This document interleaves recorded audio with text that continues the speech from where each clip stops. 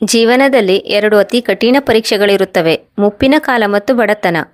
ಅವರು ಕರೆಯದೇ ಇದ್ದರೂ ಕೂಡ ಆಕಸ್ಮಿಕವಾಗಿ ಬರುವ ಅತಿಥಿಗಳು.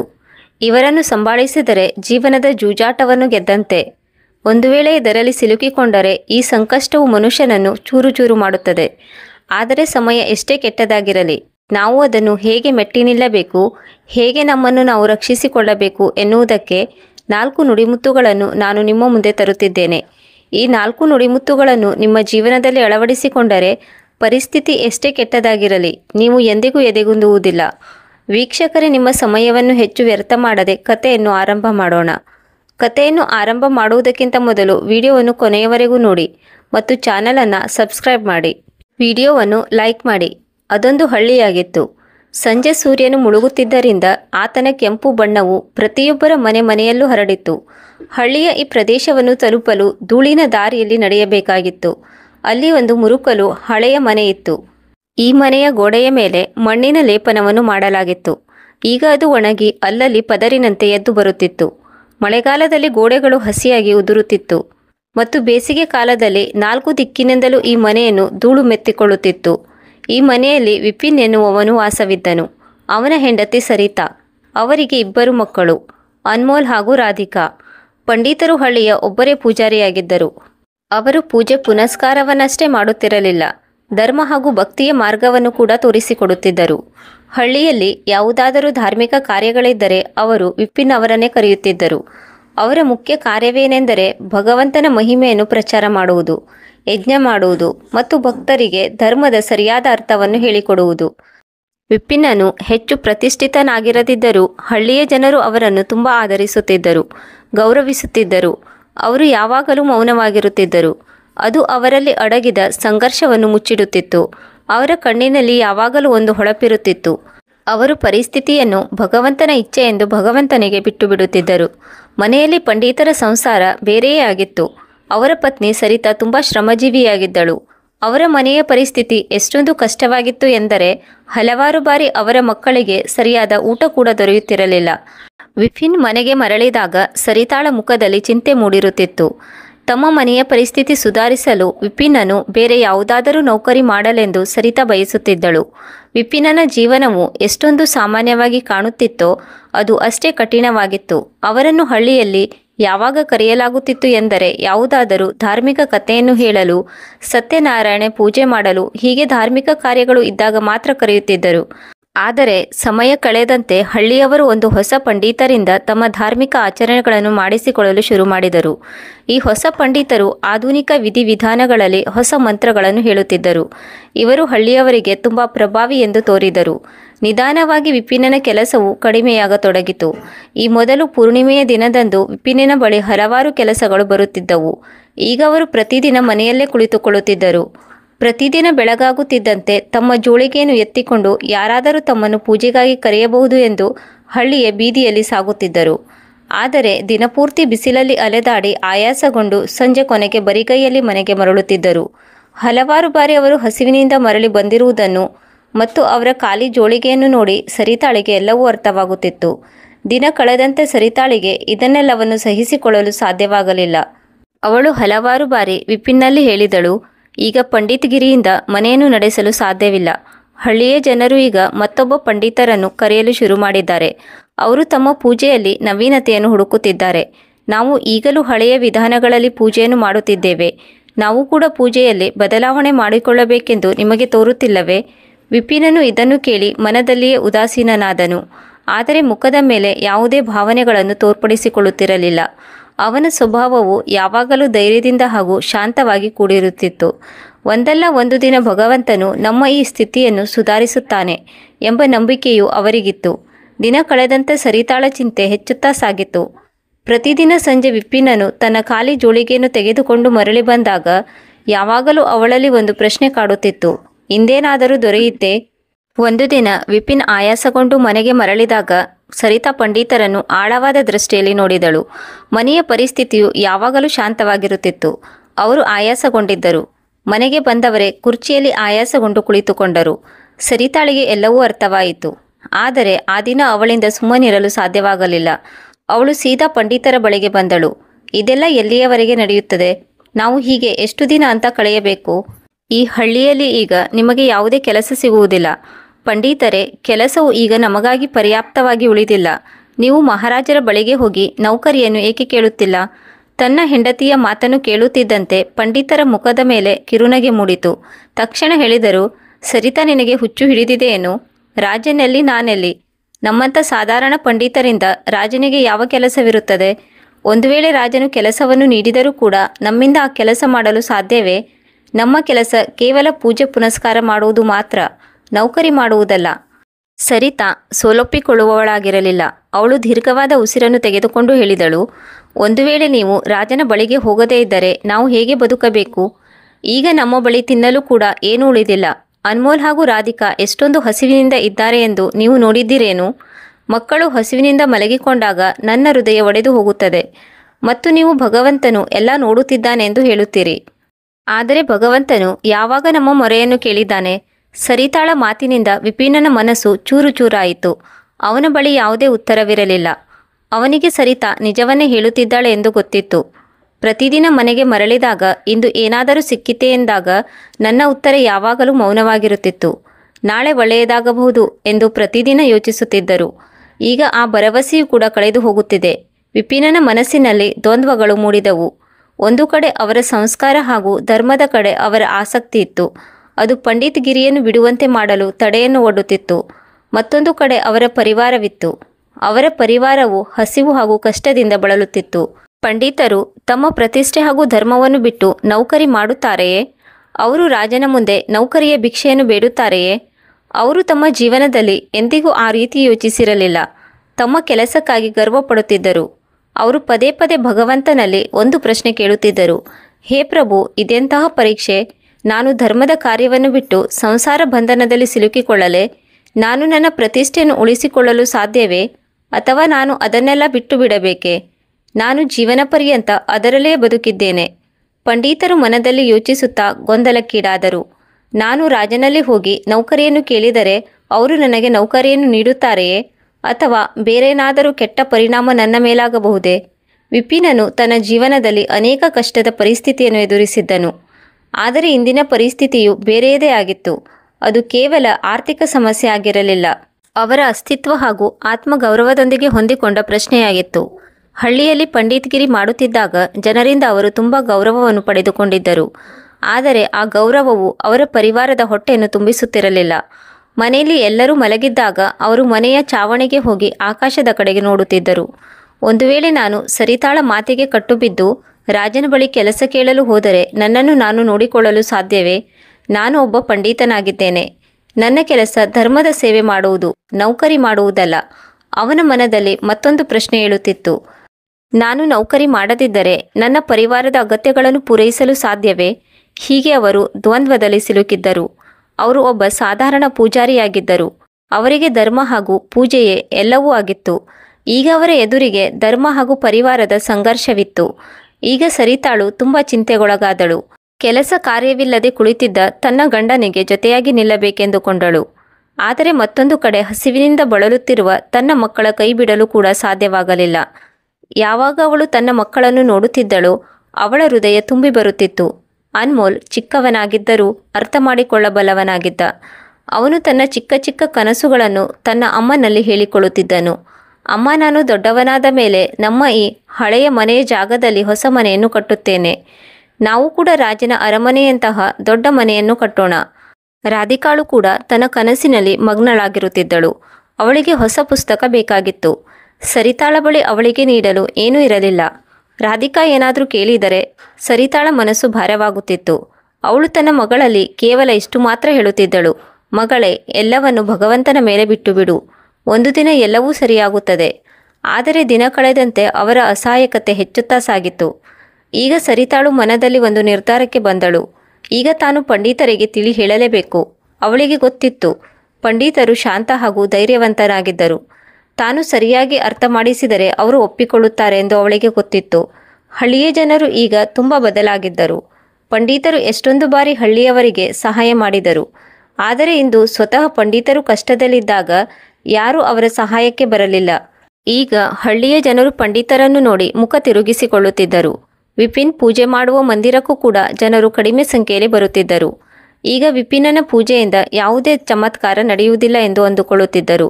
ಹೊಸ ಪಂಡಿತರು ಅಧಿಕ ಕ್ಷಮತೆ ಹಾಗೂ ಪ್ರಭಾವಿಯಂತೆ ತೋರುತ್ತಿದ್ದರು. ಆ ದಿನ ವಿಪಿನ್ ಆಯಾಸಗೊಂಡು ಮನೆಗೆ ಬಂದಾಗ ಸರಿತಾ ಅಂದುಕೊಂಡಳು, ಈಗ ನಾನು ನೇರವಾಗಿ ವಿಷಯವನ್ನು ಪಂಡಿತರಲ್ಲಿ ಹೇಳಬೇಕು.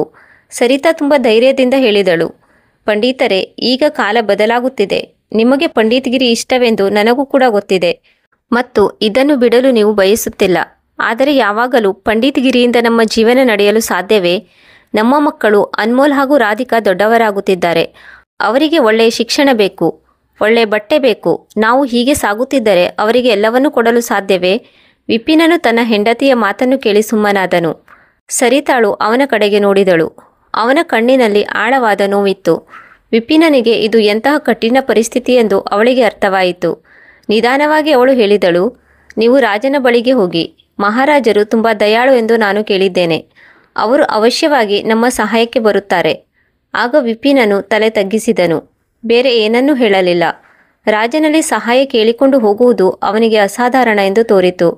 ಅವರು ಎಂದಿಗೂ ರಾಜನ ದರ್ಬಾರ್ನಲ್ಲಿ ಹೆಜ್ಜೆಯನ್ನು ಇಟ್ಟಿರಲಿಲ್ಲ. ಆಕಸ್ಮಿಕವಾಗಿ ಅಲ್ಲಿಗೆ ಹೋಗಿ ನೌಕರಿಯನ್ನು ಕೇಳುವುದೆಂದರೆ ಎಂದು ಯೋಚಿಸುತ್ತಿದ್ದರು. ರಾತ್ರಿಯಾಯಿತು. ಮನೆಯವರೆಲ್ಲ ಮಲಗಿದರು. ಆದರೆ ವಿಪಿನ್ಗೆ ನಿದ್ದೆ ಬರಲಿಲ್ಲ. ಅವರು ಪದೇ ಪದೇ ಮಗ್ಗಲು ಬದಲಿಸುತ್ತಿದ್ದರು. ಅವರು ಮನದಲ್ಲಿ ಯೋಚಿಸಿದರು, ನಾನು ನೌಕರಿಯನ್ನು ಮಾಡಬೇಕೇ? ನನ್ನ ಕೆಲಸ ಧರ್ಮದ ಕೆಲಸವಾಗಿದೆ. ಆದರೆ ನಾನು ನೌಕರಿ ಮಾಡದಿದ್ದರೆ ನನ್ನ ಪರಿವಾರದ ಪರಿಸ್ಥಿತಿ ಏನಾಗಬಹುದು? ನನ್ನ ಮಕ್ಕಳು ಹಸಿವಿನಿಂದ ಸಾಯಬಹುದೇ? ಅಥವಾ ಸರಿತಾಳು ಜೀವನ ಪರ್ಯಂತ ಈ ಸಂಘರ್ಷವನ್ನು ಎದುರಿಸಬೇಕಾಗುತ್ತದೆಯೇ? ಇದೆಲ್ಲ ಪ್ರಶ್ನೆಗಳು ಅವರನ್ನು ಚಿಂತೆಗೀಡು ಮಾಡಿದವು.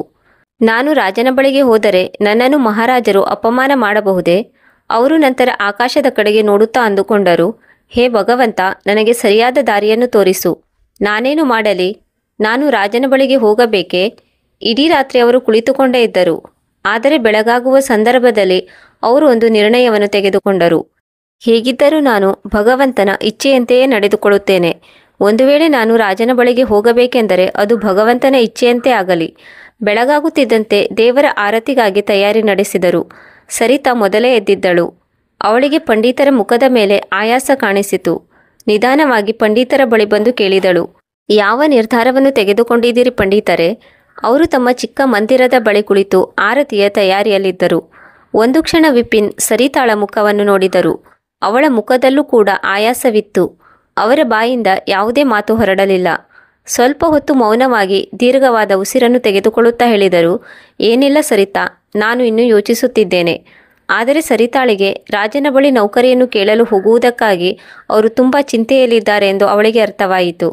ಪಂಡಿತರ ಹೆಗಲ ಮೇಲೆ ಕೈಯಿಡುತ್ತಾ ಹೇಳಿದಳು, ನಿನ್ನೆ ರಾತ್ರಿ ಮಲಗಿಲ್ಲ ಅಲ್ಲವೇ? ಅವರು ಭಗವಂತನ ಮೂರ್ತಿಯ ಮುಂದೆ ಸುಮ್ಮನೆ ನಿಂತಿದ್ದರು. ಆರತಿ ಮುಗಿದ ನಂತರ ವಿಪಿನ್ ಇಂದು ಕೂಡ ಹಳ್ಳಿಯ ಕಡೆಗೆ ಹೋಗಲು ಯೋಚಿಸಿದರು. ಆದರೆ ಇಂದು ಕೂಡ ಏನು ದೊರೆಯದಿದ್ದರೆ ಮುಂದೇನು ಮಾಡುವುದು ಎಂದು ಅವರಿಗೆ ಹೆದರಿಕೆಯಾಯಿತು. ಖಾಲಿ ಕೈಯಲ್ಲಿ ಪುನಃ ನಾನು ಮನೆಗೆ ಮರಳಬೇಕೇ? ಹೀಗೆ ನಾನು ಪ್ರತಿದಿನ ಖಾಲಿ ಕೈಯಲ್ಲಿ ಮರಳಿ ಬರುತ್ತಿದ್ದೇನೆ. ವಿಪಿನ್ ತನ್ನ ಜೋಳಿಗೆಯನ್ನು ಎತ್ತಿಕೊಳ್ಳಲು ತಯಾರಾಗುತ್ತಿರುವುದನ್ನು ಸರಿತಾಳು ನೋಡಿದಾಗ ಅವರ ಕೈ ನಡುಗುತ್ತಿತ್ತು. ಈಗ ಸರಿತಾಳಿಗೆ ಅರ್ಥವಾಯಿತು. ಇಂದು ವಿಪಿನ್ಗೆ ತಿಳಿ ಹೇಳುವ ಸರಿಯಾದ ಸಮಯ ಕೂಡಿ ಬಂದಿದೆ. ಸರಿತಾಳು ಮಂದ ಸ್ವರದಲ್ಲಿ ಹೇಳಿದಳು, ವಿಪಿನ್, ನೀವು ಇಂದು ಪುನಃ ಹಳ್ಳಿಗೆ ಹೋಗುವ ಅವಶ್ಯಕತೆ ಇಲ್ಲ. ನಾವು ಬೇರೆ ಯಾವುದಾದರೂ ದಾರಿಯನ್ನೇಕೆ ಯೋಚಿಸಬಾರದು? ವಿಪಿನನು ಸರಿತಾಳ ಮಾತನ್ನು ಕೇಳಿದನು. ಆದರೆ ಅವಳನ್ನು ನಿರ್ಲಕ್ಷಿಸಲು ಪ್ರಯತ್ನಿಸಿದರು. ಅವರ ಮನದಲ್ಲಿ ಚಿಂತೆ ಇತ್ತು. ಸರಿತಾ ಏನು ಹೇಳಲು ಬಯಸಿದ್ದಾಳೆಂದು ಅವರಿಗೆ ಗೊತ್ತಿತ್ತು. ಆದರೆ ಅವರು ಆ ನಿರ್ಣಯವನ್ನು ತಿರಸ್ಕರಿಸಲು ಬಯಸಿದ್ದರು. ಆಗ ವಿಪಿನ್ ಬೇಸರಗೊಂಡು ಹೇಳಿದನು, ಹಾಗಾದರೆ ನಾನು ಬೇರೇನು ಮಾಡಬೇಕು? ನಮ್ಮ ಕೆಲಸ ಇದೇ ಆಗಿದೆ. ನಾನು ಪ್ರತಿದಿನ ಹಳ್ಳಿಗೆ ಹೋಗುತ್ತೇನೆ. ಇದೇ ನನ್ನ ಧರ್ಮವಾಗಿದೆ. ನಾನು ಪಂಡಿತನಾಗಿದ್ದೇನೆ. ನನ್ನ ಕೆಲಸ ಪೂಜೆ ಪುನಸ್ಕಾರ ಮಾಡುವುದು. ಇದನ್ನು ನಾನು ಬಿಟ್ಟರೆ ಆನಂತರ ನನ್ನ ಬಳಿ ಉಳಿಯುವುದೇನು?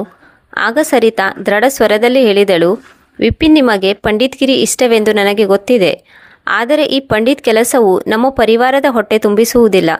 ಅನ್ಮೋಲ್ ಹಾಗೂ ರಾಧಿಕಾರಿಗೆ ಒಂದು ಒಳ್ಳೆಯ ಜೀವನ ಬೇಕು. ನೀವು ಅವರು ಉಪವಾಸ ಮಲಗುವುದನ್ನು ನೋಡಲು ಬಯಸುತ್ತೀರೇನು? ಆಗ ವಿಪಿನ್ ಅವರ ಮುಖದಲ್ಲಿ ಒಂದು ವಿಚಿತ್ರ ಕಳವಳ ಕಾಣಿಸಿಕೊಂಡಿತು. ಸರಿತಾಳ ಮಾತನ್ನು ಕೇಳಿ ಅವರು ಸುಮ್ಮನಾದರು. ಪರಿವಾರ ಮತ್ತು ಧರ್ಮದ ನಡುವೆ ಹೋರಾಡಬೇಕಾಗುತ್ತದೆ ಎಂದು ಅವರು ಎಂದಿಗೂ ಅಂದುಕೊಂಡಿರಲಿಲ್ಲ. ಒಂದು ಕ್ಷಣ ಅವರು ಭಾವನಾತ್ಮಕರಾದರು. ಭಗವಂತನ ಮೂರ್ತಿಯ ಕಡೆಗೆ ನೋಡತೊಡಗಿದರು. ಭಗವಂತನಲ್ಲಿ ಯಾವುದೋ ಉತ್ತರ ಕೇಳುತ್ತಿರುವಂತೆ ಅವರು ಭಗವಂತನ ಮೂರ್ತಿಯನ್ನು ನೋಡುತ್ತಿದ್ದರು. ಭಗವಂತನು ನಮ್ಮನ್ನು ಈ ಸ್ಥಿತಿಗೆ ತಂದಿಟ್ಟಿದ್ದಾನೆಯೇ? ಆದರೆ ಸರಿತಾಳ ಮಾತುಗಳು ಅವರ ತಲೆಯಲ್ಲಿ ಪದೇ ಪದೇ ಮೊಳಗುತ್ತಿತ್ತು. ನಿಧಾನವಾಗಿ ವಿಪಿನ್ ಸರಿತಾಳ ಕಡೆಗೆ ನೋಡಿದನು ಮತ್ತು ಹೇಳಿದನು, ಆಯಿತು ಸರಿತಾ, ನಾನು ರಾಜನ ಬಳಿಗೆ ಹೋಗುತ್ತೇನೆ. ಆದರೆ ನಿನಗೆ ಗೊತ್ತೇನು, ಇದು ಎಷ್ಟು ಕಷ್ಟ. ನಾನೆಂದಿಗೂ ಜೀವನದಲ್ಲಿ ಬೇರೆಯವರ ಎದುರು ಕೈ ಚಾಚಿಲ್ಲ. ಈಗ ನೀನು ನನ್ನಲ್ಲಿ ಹೇಳುತ್ತಿದ್ದೀಯಾ ಎಂದು ನಾನು ರಾಜನ ಬಳಿಗೆ ಹೋಗಿ ನೌಕರಿಯ ಭಿಕ್ಷೆ ಬೇಡಲೆ? ಆದರೆ ಸರಿತಾಳು ಪರಿಸ್ಥಿತಿಯನ್ನು ಅರ್ಥೈಸಿಕೊಂಡಳು ಮತ್ತು ಬುದ್ಧಿವಂತಿಕೆ ಧೈರ್ಯ ತೋರಿದಳು. ನಮ್ಮ ಬಳಿ ಬೇರೆ ಯಾವುದೇ ದಾರಿ ಇಲ್ಲ. ನೀನು ರಾಜನ ಬಳಿ ಏನನ್ನು ಬೇಡಲು ಹೋಗುತ್ತಿಲ್ಲ, ಬದಲಾಗಿ ನಮ್ಮ ಪರಿವಾರಕ್ಕಾಗಿ ಒಂದು ಹೊಸ ದಿಕ್ಕನ್ನು ಹುಡುಕಲು ಹೋಗುತ್ತಿದ್ದೀರಿ. ಸರಿತಾಳ ಮಾತಿಗೆ ವಿಪಿನ್ಗೆ ಸಮಾಧಾನವಾಯಿತು. ಶಾಂತಿಯಿಂದ ವಿಪಿನ್ ಯೋಚಿಸಿದನು, ಬಹುಶಃ ಇದು ಸರಿಯಾದ ನಿರ್ಣಯವಾಗಿದೆ. ವಿಪಿನನು ರಾಜನ ದರ್ಬಾರಿನಲ್ಲಿ ಎಂದಿಗೂ ಕಾಲಿಟ್ಟಿರಲಿಲ್ಲ. ಆದ್ದರಿಂದ ಪಂಡಿತರ ಮನಸ್ಸಿನಲ್ಲಿ ಅನಿಶ್ಚಿತತೆ ಮತ್ತು ಭಯದ ನೆರಳು ಮೂಡಿತು. ರಾಜ ಅವರ ಜೊತೆ ಯಾವ ರೀತಿ ವ್ಯವಹಾರ ಮಾಡುತ್ತಾನೆ ಎಂದು ಅವರಿಗೆ ಗೊತ್ತಿರಲಿಲ್ಲ. ಪಂಡಿತರು ತಮ್ಮ ಪೇಟವನ್ನು ಸರಿಯಾಗಿ ಧರಿಸಿದರು. ದಾರಿಯಲ್ಲಿ ಹಸಿವಾದರೆ ಅವರು ಏನನ್ನಾದರೂ ತಿನ್ನಲಿ ಎಂದು ಸರಿತಾ ಅವರ ಜೋಳಿಗೆಯಲ್ಲಿ ನೀರು ಹಾಗೂ ಸ್ವಲ್ಪ ಊಟವನ್ನಿಟ್ಟಳು. ಬಾಗಿಲ ಬಳಿ ಬರುತ್ತಿದ್ದಂತೆ ಪಂಡಿತರ ಹೆಜ್ಜೆ ನಿಂತಿತು. ಸರಿತಾಳಿಗೆ ಅರ್ಥವಾಯಿತು. ಅವರ ಬಳಿ ಬಂದು ಹೇಳಿದಳು, ವಿಪಿನ್, ಹೆದರಬೇಡಿ, ಭಗವಂತ ನಿಮ್ಮ ಜೊತೆಗಿದ್ದಾನೆ, ಎಲ್ಲವೂ ಒಳ್ಳೆಯದಾಗುತ್ತದೆ. ಆಗ ವಿಪಿನ್ ತನ್ನ ಮಡದಿಯ ಕಡೆಗೆ ನೋಡಿದನು. ಅವನಲ್ಲಿ ಭರವಸೆ ಮೂಡತೊಡಗಿತು. ಸರಿತಾ, ನಾನು ಹೋಗುತ್ತಿದ್ದೇನೆ. ಭಗವಂತನು ಮನಸ್ಸು ಮಾಡಿದರೆ ಎಲ್ಲವೂ ಸರಿಯಾಗುತ್ತದೆ ಎಂದು ಹೇಳಿ ಬಾಗಿಲನ್ನು ಎಳೆದು ಮುಂದೆ ಸಾಗತೊಡಗಿದರು. ಹೋಗುವಾಗ ಅವರ ಕಾಲುಗಳು ನಡುಗುತ್ತಿದ್ದವು. ರಾಜನಲ್ಲಿ ನಾನು ಹೇಗೆ ಮಾತನಾಡಲಿ, ಹೇಗೆ ನೌಕರಿಯನ್ನು ಕೇಳಲಿ, ಹೀಗೆ ಯೋಚಿಸುತ್ತಾ ಸಾಗುವಾಗ ಸುತ್ತಲೂ ನೋಡಿದರು. ಜನರು ತಮ್ಮ ತಮ್ಮ ಕೆಲಸದಲ್ಲಿ ಮಗ್ನರಾಗಿದ್ದರು. ಕೆಲವರು ಹೊಲದಲ್ಲಿ ಕೆಲಸ ಮಾಡುತ್ತಿದ್ದರು, ಕೆಲವರು ಪಶುಗಳನ್ನು ನೋಡಿಕೊಳ್ಳುತ್ತಿದ್ದರು. ರಾಜನ ದರ್ಬಾರು ತುಂಬ ದೂರದಲ್ಲಿತ್ತು. ಹಲವಾರು ಮೈಲಿಗಳು ನಡೆದುಕೊಂಡು ಹೋಗಬೇಕಾಗಿತ್ತು. ನಡೆದು ನಡೆದು ಪಂಡಿತರು ಸುಸ್ತಾದರು. ಆದರೆ ಅವರು ನಿಲ್ಲದೆ ಮುಂದೆ ಸಾಗಿದರು. ಸ್ವಲ್ಪ ದೂರ ಸಾಗಿದ ನಂತರ ನಿಂತು ಹಣೆಯ ಮೇಲೆ ಮೂಡಿದ ಬೆವರನ್ನು ಒರೆಸಿಕೊಳ್ಳುತ್ತಿದ್ದರು. ಇದು ತಮ್ಮ ಜೀವನದ ಅತಿ ಕಠಿಣ ಸಮಯವೆಂದು ಅಂದುಕೊಂಡರು. ರಾಜರೊಂದಿಗೆ ಭೇಟಿಯಾಗುವುದು ಇದು ಭೌತಿಕವಾಗಿರದೆ ಅವರ ಆತ್ಮಗೌರವದ ಪರವಾಗಿ ಒಂದು ಪರೀಕ್ಷೆಯೂ ಕೂಡ ಆಗಿತ್ತು. ದಾರಿಯಲ್ಲಿ ಕೆಲವರು ಅವರನ್ನು ನೋಡಿ ತುಂಬ ಆಶ್ಚರ್ಯಗೊಂಡರು. ಅವರಿಗೆ ಗೊತ್ತಿತ್ತು, ಪಂಡಿತರು ಎಂದಿಗೂ ಹಳ್ಳಿಯನ್ನು ಬಿಟ್ಟು ಹೊರಗೆ ಹೋಗಿರಲಿಲ್ಲ. ಅವರ ಮುಖದ ಮೇಲೆ ಚಿಂತೆ ಹಾಗೂ ದೃಢತೆಯ ಅದ್ಭುತ ಮಿಶ್ರಣವಿತ್ತು. ಅವರು ರಾಜನ ಅರಮನೆಗೆ ಬಂದು ತಲುಪಿದಾಗ ಅವರ ಎದೆ ಬಡಿದುಕೊಳ್ಳತೊಡಗಿತು. ಅರಮನೆಯು ಚಿನ್ನ ಹಾಗೂ ಬೆಳ್ಳಿಯಿಂದ ಕಂಗೊಳಿಸುತ್ತಿತ್ತು. ಅರಮನೆಯ ದೊಡ್ಡ ದೊಡ್ಡ ಬಾಗಿಲುಗಳ ಬಳಿ ಹಲವಾರು ಸೈನಿಕರಿದ್ದರು. ಅವರು ತುಂಬ ಜಾಗರೂಕರಾಗಿ ಶಿಸ್ತಿನಿಂದ ಕೆಲಸ ಮಾಡುತ್ತಿರುವಂತೆ ತೋರುತ್ತಿತ್ತು. ಪಂಡಿತರ ಮನಸ್ಸು ಭಯಭೀತವಾಯಿತು. ಸೈನಿಕರು ವಿಪಿನ್ನನ್ನು ನೋಡಿ ಹೇಳಿದರು, ಪಂಡಿತರೇ, ಎಲ್ಲಿಗೆ ಹೋಗುತ್ತಿದ್ದೀರಿ? ವಿಪಿನ್ ಗಾಬರಿಯ ಧ್ವನಿಯಲ್ಲಿ ಉತ್ತರ ನೀಡಿದನು, ನಾನು ಮಹಾರಾಜರನ್ನು ಭೇಟಿಯಾಗಲು ಬಂದಿದ್ದೇನೆ. ನಾನು ಅವರಲ್ಲಿ ಒಂದು ನಿವೇದನೆ ಮಾಡಿಕೊಳ್ಳಬೇಕು. ಸೈನಿಕರು ವಿಪಿನ್ನನ್ನು ನೋಡಿ ಒಬ್ಬರ ಮುಖ ಒಬ್ಬರು ನೋಡಿಕೊಂಡರು. ಈ ಸಾಧಾರಣ ಪಂಡಿತ ಮಹಾರಾಜರಲ್ಲಿ ಏನನ್ನು ಕೇಳಲು ಬಂದಿದ್ದಾರೆ? ಸ್ವಲ್ಪ ಹೊತ್ತಿನ ನಂತರ ಅವರು ಬಾಗಿಲನ್ನು ತೆರೆದು ರಾಜನ ದರ್ಬಾರಿಗೆ ಹೋಗಲು ಅವಕಾಶ ನೀಡಿದರು. ವಿಪಿನ್ ದರ್ಬಾರಿನ ಒಳಗೆ ಪ್ರವೇಶಿಸುತ್ತಾ ಭಗವಂತನಲ್ಲಿ ಪ್ರಾರ್ಥಿಸಿದನು, ಭಗವಂತ, ನನ್ನನ್ನು ರಕ್ಷಿಸು. ಮಹಾರಾಜರಲ್ಲಿ ನನ್ನ ಮಾತನ್ನು ಹೇಳುವ ಶಕ್ತಿ ಕೊಡು. ದರ್ಬಾರಿನ ಒಳಗಿನ ದೃಶ್ಯವನ್ನು ನೋಡಿ ವಿಪಿನ್ ಬೆರಗಾದನು. ಸಂಗಮವರಿ ಕಲ್ಲು ಕಂಬಗಳ ಮೇಲೆ ಸುಂದರ ಚಿತ್ರಣವನ್ನು ಕೊರೆಯಲಾಗಿತ್ತು. ಬಾಗಿಲ ಬಳಿ ರೇಷ್ಮೆ ಎಳೆಗಳಿಂದ ಮಾಡಿದ ಸುಂದರ ಪರದೆಯನ್ನು ಹಾಕಲಾಗಿತ್ತು. ಸುತ್ತಲೂ ಹೊಳೆಯುವ ಆಸನಗಳು ಕಂಗೊಳಿಸುತ್ತಿದ್ದವು. ಇದನ್ನು ನೋಡಿ ವಿಪಿನನ ಮನವು ಭಯದಿಂದ ತುಂಬಿ ಹೋಯಿತು. ಅವನು ಕನಸಿನಲ್ಲಿಯೂ ಕೂಡ ಇಂತಹ ವೈಭವವನ್ನು ನೋಡಿರಲಿಲ್ಲ. ಸೈನಿಕರು ಅವರನ್ನು ಒಂದು ವಿಶಾಲವಾದ ಕೋಣೆಗೆ ಕರೆದುಕೊಂಡು ಹೋದರು. ಕೋಣೆಯ ಗೋಡೆಗಳ ಮೇಲೆ ಸುಂದರವಾದ ಚಿತ್ರಣವಿತ್ತು. ಅದು ಮಹಾರಾಜರ ಯುದ್ಧ ಹಾಗೂ ವಿಜಯಗಾಥೆಯ ಪ್ರತೀಕವಾಗಿತ್ತು. ಆ ದೊಡ್ಡ ಹಾಲ್ನ ಒಂದು ಬದಿಯಲ್ಲಿ ವಿಶಾಲವಾದ ರಾಜನ ಸಿಂಹಾಸನವಿತ್ತು. ಅದು ಚಿನ್ನದಿಂದ ಮಾಡಲ್ಪಟ್ಟಿತ್ತು. ಸಿಂಹಾಸನದ 4 ದಿಕ್ಕಿಗೂ ಹೊಳಪಿನ ವೈಭವ ಮೂಡಿತ್ತು. ಮೇಲೆ ಮುತ್ತು ರತ್ನಗಳಿಂದ ಜೋಡಿಸಿರುವ ಛತ್ರಿಯನ್ನು ಅಳವಡಿಸಲಾಗಿತ್ತು. ಸ್ವಲ್ಪ ಹೊತ್ತಿನಲ್ಲಿ ರಾಜ ದರ್ಬಾರಿನಲ್ಲಿ ಗದ್ದಲ ಏರ್ಪಟ್ಟಿತ್ತು. ಸೈನಿಕರೆಲ್ಲರೂ ತಲೆಬಗ್ಗಿಸಿ ವಂದಿಸತೊಡಗಿದರು. ಇಂಪಾದ ಸಂಗೀತವು ಕೇಳತೊಡಗಿತು. ರಾಜವೀರ ಪ್ರತಾಪಸಿಂಹನು ರಾಜ ದರ್ಬಾರಿಗೆ ಪ್ರವೇಶಿಸುತ್ತಿರುವುದನ್ನು ವಿಪಿನ್ ನೋಡಿದನು. ನೀಳವಾದ ಕಾಯ, ಗಾಂಭೀರ್ಯ, ಭವ್ಯ ವಸ್ತ್ರಗಳು ಮತ್ತು ಶಾಂತ ಮುಖದಿಂದ ಕೂಡಿದ ರಾಜನು ಸಿಂಹಾಸನದಲ್ಲಿ ಕಂಗೊಳಿಸಿದರು. ಅವನ ಮುಕುಟದಲ್ಲಿರುವ ರತ್ನವು ಅವನ ರಾಜ ತೇಜಸ್ಸನ್ನು ಇನ್ನೂ ಹೆಚ್ಚಿಸಿತು. ಯಾವುದೋ ದೇವತೆಯ ದರ್ಶನವಾದಂತೆ ವಿಪಿನ್ ಅಂದುಕೊಂಡನು. ದರ್ಬಾರಿಗಳೆಲ್ಲರೂ ರಾಜನ ಸುತ್ತಲೂ ಸುತ್ತುವರೆದು ನಿಂತರು. ತಮ್ಮ ತಮ್ಮ ಸಮಸ್ಯೆಗಳನ್ನು ಹೇಳಿಕೊಳ್ಳತೊಡಗಿದರು. ವಿಪಿನನು ಮನದಲ್ಲೇ ಯೋಚಿಸುತ್ತಾ ತನ್ನ ಜೋಳಿಗೆಯನ್ನು ಗಟ್ಟಿಯಾಗಿ ಹಿಡಿದುಕೊಂಡು ಒಂದು ಬದಿಯಲ್ಲಿ ನಿಂತಿದ್ದನು. ಅವನ ಕಾಲುಗಳು ನಡುಗುತ್ತಿದ್ದವು. ಅವನ ಗಂಟಲು ಒಣಗಿತು. ತಾನು ರಾಜನ ಬಳಿ ತನ್ನ ಸಮಸ್ಯೆಯನ್ನು ಹೇಳಿಕೊಳ್ಳಲು ಸಾಧ್ಯವಾಗುವುದೇ ಎಂದು ಯೋಚಿಸುತ್ತಿದ್ದನು. ಅಷ್ಟರಲ್ಲಿ ಒಬ್ಬ ದರ್ಬಾರಿಯು ವಿಪಿನನ ಕಡೆಗೆ ಕೈ ತೋರಿಸುತ್ತಾ ಹೇಳಿದನು, ಮಹಾರಾಜ, ಇವರು ಹಳ್ಳಿಯ ಪಂಡಿತರಾಗಿದ್ದಾರೆ. ನಿಮ್ಮಲ್ಲಿ ನಿವೇದಿಸಿಕೊಳ್ಳಲು ಬಂದಿದ್ದಾರೆ. ರಾಜನು ತನ್ನ ಗಂಭೀರ ಕಣ್ಣುಗಳಿಂದ ವಿಪಿನ್ ಕಡೆಗೆ ನೋಡಿದನು. ಅವರ ದೃಷ್ಟಿ ಬೀಳುತ್ತಿದ್ದಂತೆ ವಿಪಿನ್ನ ಎದೆ ಬಡಿತ ನಿಂತಂತಾಯಿತು. ತಕ್ಷಣ ವಿಪಿನನು ಧೈರ್ಯ ಮಾಡಿಕೊಂಡು ಮುಂದೆ ಬಂದು ರಾಜನ ಎದುರಿಗೆ ಕೈಜೋಡಿಸಿ ನಿಂತನು. ರಾಜನು ಆಗ ಗಂಭೀರವಾಗಿ ಕೇಳಿದನು, ನೀವು ಹಳ್ಳಿಯ ಪಂಡಿತರೇ? ಹೌದು ಮಹಾರಾಜ, ನಿಧಾನವಾಗಿ ಪಂಡಿತರು ಉತ್ತರ ನೀಡಿದರು. ರಾಜನು ನೇರವಾಗಿ ಕೇಳಿದನು, ನನ್ನಿಂದ ನಿಮಗೇನಾಗಬೇಕು? ಅವರ ಸ್ವರವು ಸಿಟ್ಟಿನಲ್ಲಾಗಲಿ ಕಠೋರವಾಗಲಿ ಇರಲಿಲ್ಲ. ವಿಪಿನನು ಆಳವಾದ ನಿಟ್ಟುಸಿರನ್ನು ತೆಗೆದುಕೊಂಡನು. ಮತ್ತೆ ಹೇಳಿದನು, ಮಹಾರಾಜರೇ, ನಾನು ನಿಮ್ಮಲ್ಲಿ ಭಿಕ್ಷೆ ಬೇಡಲು ಬಂದಿಲ್ಲ. ನಾನು ನನ್ನ ಪರಿವಾರಕ್ಕಾಗಿ ಸಹಾಯ ಕೇಳಲು ಬಂದಿದ್ದೇನೆ. ಹಳ್ಳಿಯಲ್ಲಿ ಈಗ ನನ್ನ ಬಳಿ ಯಾವುದೇ ಕೆಲಸ ಉಳಿದಿಲ್ಲ. ನನ್ನ ಮಕ್ಕಳ ಹೊಟ್ಟೆ ತುಂಬಿಸಲು ನಾನು ನಿಮ್ಮಲ್ಲಿ ನೌಕರಿ ಕೇಳಲು ಬಂದಿದ್ದೇನೆ. ರಾಜನು ಕೆಲವು ಕ್ಷಣ ವಿಪಿನ್ನನ್ನು ನೋಡಿದನು. ಒಂದು ಕ್ಷಣ ಮೌನ ಆವರಿಸಿತು. ರಾಜನು ಮುಂದಕ್ಕೆ ಪಂಡಿತರ ಕಡೆಗೆ ಬಗ್ಗುತ್ತಾ ಕೇಳಿದನು, ಹಾಗಾದರೆ ನೀವು ನೌಕರಿಯನ್ನು ಹುಡುಕುತ್ತಾ ಇಲ್ಲಿಗೆ ಬಂದಿದ್ದೀರಿ. ಜೀವನ ಕಠಿಣವೆಂಬುದು ಸತ್ಯ. ಆದರೆ ಒಬ್ಬ ಪಂಡಿತರ ಕೆಲಸವು ಪೂಜಾ ಪಾಠಗಳನ್ನು ಮಾಡುವುದಾಗಿದೆ. ನೀವು ನೌಕರಿಗಾಗಿ ರಾಜನ ದರ್ಬಾರಿಗೆ ಏಕೆ ಬಂದಿದ್ದೀರಿ? ಆಗ ಪಂಡಿತರು ತಲೆ ತಗ್ಗಿಸಿ ಹೇಳಿದರು, ಮಹಾರಾಜ, ನನಗೆ ಗೊತ್ತಿದೆ, ನನ್ನ ಕೆಲಸ ಪೂಜಾ ಪಾಠಗಳನ್ನು ಮಾಡುವುದು. ಆದರೆ ಹಳ್ಳಿಯಲ್ಲಿ ಈಗ ಯಾರೂ ನನ್ನನ್ನು ಪೂಜಾ ಪಾಠಗಳಿಗಾಗಿ ಕರೆಯುವುದಿಲ್ಲ. ಅವರು ಹೊಸ ಪಂಡಿತರನ್ನು ತಮ್ಮ ಧಾರ್ಮಿಕ ಕಾರ್ಯಗಳಿಗೆ ಕರೆಸುತ್ತಾರೆ. ನನ್ನ ಬಳಿ ಈಗ ಏನೂ ಉಳಿದಿಲ್ಲ. ಒಂದು ವೇಳೆ ನಾನು ಈಗ ಏನು ಮಾಡಿಲ್ಲ ಎಂದರೆ ನನ್ನ ಪರಿವಾರ ಹಸಿವಿನಿಂದ ಬಳಲುವುದು. ಆದ್ದರಿಂದ ನಾನು ನಿಮ್ಮ ಬಳಿ ನೌಕರಿ ಕೇಳಲು ಬಂದಿದ್ದೇನೆ. ರಾಜನು ಸ್ವಲ್ಪ ಹೊತ್ತು ಮೌನವಾಗಿ ಆನಂತರ ಮಂತ್ರಿಗಳ ಕಡೆಗೆ ತಿರುಗಿ ಹೇಳಿದರು, ಇದು ನಿಜವಾಗಿಯೂ ಗಂಭೀರ ವಿಷಯವಾಗಿದೆ. ಆದರೆ ಪಂಡಿತರು ನಮ್ಮ ಆಸ್ಥಾನದಲ್ಲಿ ಯಾವ ಕೆಲಸ ಮಾಡಲು ಅರ್ಹರಾಗಿದ್ದಾರೆ ಎಂದು ಹೇಳುತ್ತಾ ಮತ್ತೆ ಕೇಳಿದರು, ಪಂಡಿತರೇ, ನಿಮಗೆ ಪೂಜಾ ಪಾಠವನ್ನು ಬಿಟ್ಟು ಬೇರೆ ಯಾವ ಕೆಲಸ ಗೊತ್ತಿದೆ? ವಿಪಿನನು ಕೆಲವು ಕ್ಷಣ ಯೋಚಿಸಿದನು. ಅವನಿಗೆ ಪೂಜಾ ಪಾಠವನ್ನು ಬಿಟ್ಟರೆ ಬೇರೆ ಯಾವ ಕೌಶಲ್ಯವೂ ಗೊತ್ತಿರಲಿಲ್ಲ. ಆದರೆ ಈ ಸಮಯದಲ್ಲಿ ಅವನು ಏನಾದರೂ ಒಂದು ಹೇಳಬೇಕಿತ್ತು. ಏರಿದ ಧ್ವನಿಯಲ್ಲಿ ಹೇಳಿದನು, ಮಹಾರಾಜ, ನನ್ನ ಇಡೀ ಜೀವನವನ್ನು ಧಾರ್ಮಿಕ ಸೇವೆಯಲ್ಲಿ ಕಳೆದಿದ್ದೇನೆ. ಆದರೆ ಒಂದು ವೇಳೆ ನೀವು ನನಗೆ ಯಾವುದಾದರೂ ಕೆಲಸವನ್ನು ನೀಡಿದರೆ ಅದನ್ನು ಸಂಪೂರ್ಣ ನಿಷ್ಠೆಯಿಂದ ಮತ್ತು ಪ್ರಾಮಾಣಿಕತೆಯಿಂದ ಮಾಡುತ್ತೇನೆ. ರಾಜನು ಸ್ವಲ್ಪ ಹೊತ್ತು ಮೌನವಾಗಿ ಮುಗುಳು ನಗೆ ಬೀರಿದನು. ಆದರೂ ತೋರ್ಪಡಿಸಿಕೊಳ್ಳದೆ ಗಂಭೀರವಾಗಿದ್ದನು. ಮತ್ತೆ ಹೇಳಿದರು, ಪಂಡಿತರೇ, ನಿಮ್ಮ ಸಮರ್ಪಣೆಯ ಬಗ್ಗೆ ನಮಗೆ ಚೆನ್ನಾಗಿ ಗೊತ್ತಿದೆ. ಮತ್ತೆ ನನಗೆ ಧರ್ಮದ ಕೆಲಸವನ್ನು ಬಿಟ್ಟು ಬೇರೆ ಕೆಲಸವನ್ನು ಮಾಡುವುದು ಎಷ್ಟೊಂದು ಕಷ್ಟ ಎನ್ನುವುದು ಕೂಡ ನನಗೆ ಗೊತ್ತಿದೆ. ಆದರೆ ನಮ್ಮ ರಾಜ್ಯದಲ್ಲಿ ನಿಮ್ಮಂಥ ಪಂಡಿತರ ಸೇವೆಯನ್ನು ಪಡೆಯುವಂತಹ ಇನ್ನೂ ಹಲವಾರು ಕೆಲಸಗಳಿವೆ ಎನ್ನುವುದನ್ನು ನಿಮಗೆ ಹೇಳಲು ಇಷ್ಟಪಡುತ್ತೇನೆ. ಆಗ ವಿಪಿನನ ಕಣ್ಣುಗಳಲ್ಲಿ ಹೊಳಪು ಮೂಡಿತು. ನನಗೆ ಮಹಾರಾಜರಿಂದ ಅವಶ್ಯವಾಗಿ ಸಹಾಯ ಸಿಗುತ್ತದೆ ಎಂದು ವಿಪಿನ್ ಖುಷಿಯಾದನು. ಆದರೆ ಮಹಾರಾಜರು ಹೇಳಿದ ಆ ಕೆಲಸವನ್ನು ಕೇಳಿ ಮರುಕ್ಷಣದಲ್ಲೇ ವಿಪಿನ್ನ ಎದೆ ಬಡಿತ ಜೋರಾಯಿತು. ನಿಮಗೆ ಕೆಲಸ ನೀಡುವುದಕ್ಕಿಂತ ಮೊದಲು ನಾನು ನಿಮ್ಮಲ್ಲಿ ಒಂದು ಪ್ರಶ್ನೆಯನ್ನು ಕೇಳಬಯಸಿದ್ದೇನೆ. ಮಹಾರಾಜರೇ, ಪ್ರಶ್ನೆಗೆ ಉತ್ತರಿಸಬೇಕೇ? ಆಗ ಮಹಾರಾಜ ಉತ್ತರಿಸಿದನು, ಹೌದು ಪಂಡಿತರೇ, ನಿಮ್ಮ ಇಡೀ ಜೀವನವನ್ನು ಧರ್ಮದ ಕಾರ್ಯಗಳಲ್ಲಿ ಕಳೆದಿದ್ದೀರಿ. ಧರ್ಮದ ಅತಿದೊಡ್ಡ ಉದ್ದೇಶವೇನು? ರಾಜನ ಪ್ರಶ್ನೆಯನ್ನು ಕೇಳಿ ವಿಪಿನನು ವಿಚಲಿತನಾದನು. ಅವನ ಮುಖದಲ್ಲಿ ಚಿಂತೆಯ ಗೆರೆಗಳು ಮೂಡಿದವು. ಇದಕ್ಕೆ ಏನು ಉತ್ತರ ಕೊಡಲಿ ಎಂದು ಯೋಚಿಸತೊಡಗಿದನು. ಈ ಪ್ರಶ್ನೆಯು ಎಷ್ಟೊಂದು ಸರಳವಾಗಿತ್ತೋ ಅಷ್ಟೇ ಆಳವಾಗಿತ್ತು. ಈ ಕ್ಷಣವು ಪಂಡಿತರಿಗೆ ಅತಿ ಕಠಿಣವಾಗಿತ್ತು. ಒಂದು ವೇಳೆ ನಾನು ಇದಕ್ಕೆ ತಪ್ಪು ಉತ್ತರವನ್ನು ನೀಡಿದರೆ ರಾಜನು ನನ್ನನ್ನು ಕ್ಷಮಿಸಬಹುದೇ ಅಥವಾ ನನಗೆ ಶಿಕ್ಷೆಯನ್ನು ನೀಡಬಹುದೇ?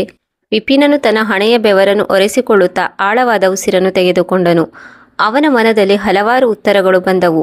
ಯಾವ ಉತ್ತರವು ರಾಜನಿಗೆ ಸಂತುಷ್ಟಿಯನ್ನು ನೀಡಬಹುದು ಎಂದು ಅಂದುಕೊಂಡನು. ಜೀವನದ ಸಂತುಷ್ಟಿಯೇ ಧರ್ಮದ ಉದ್ದೇಶವೇನು?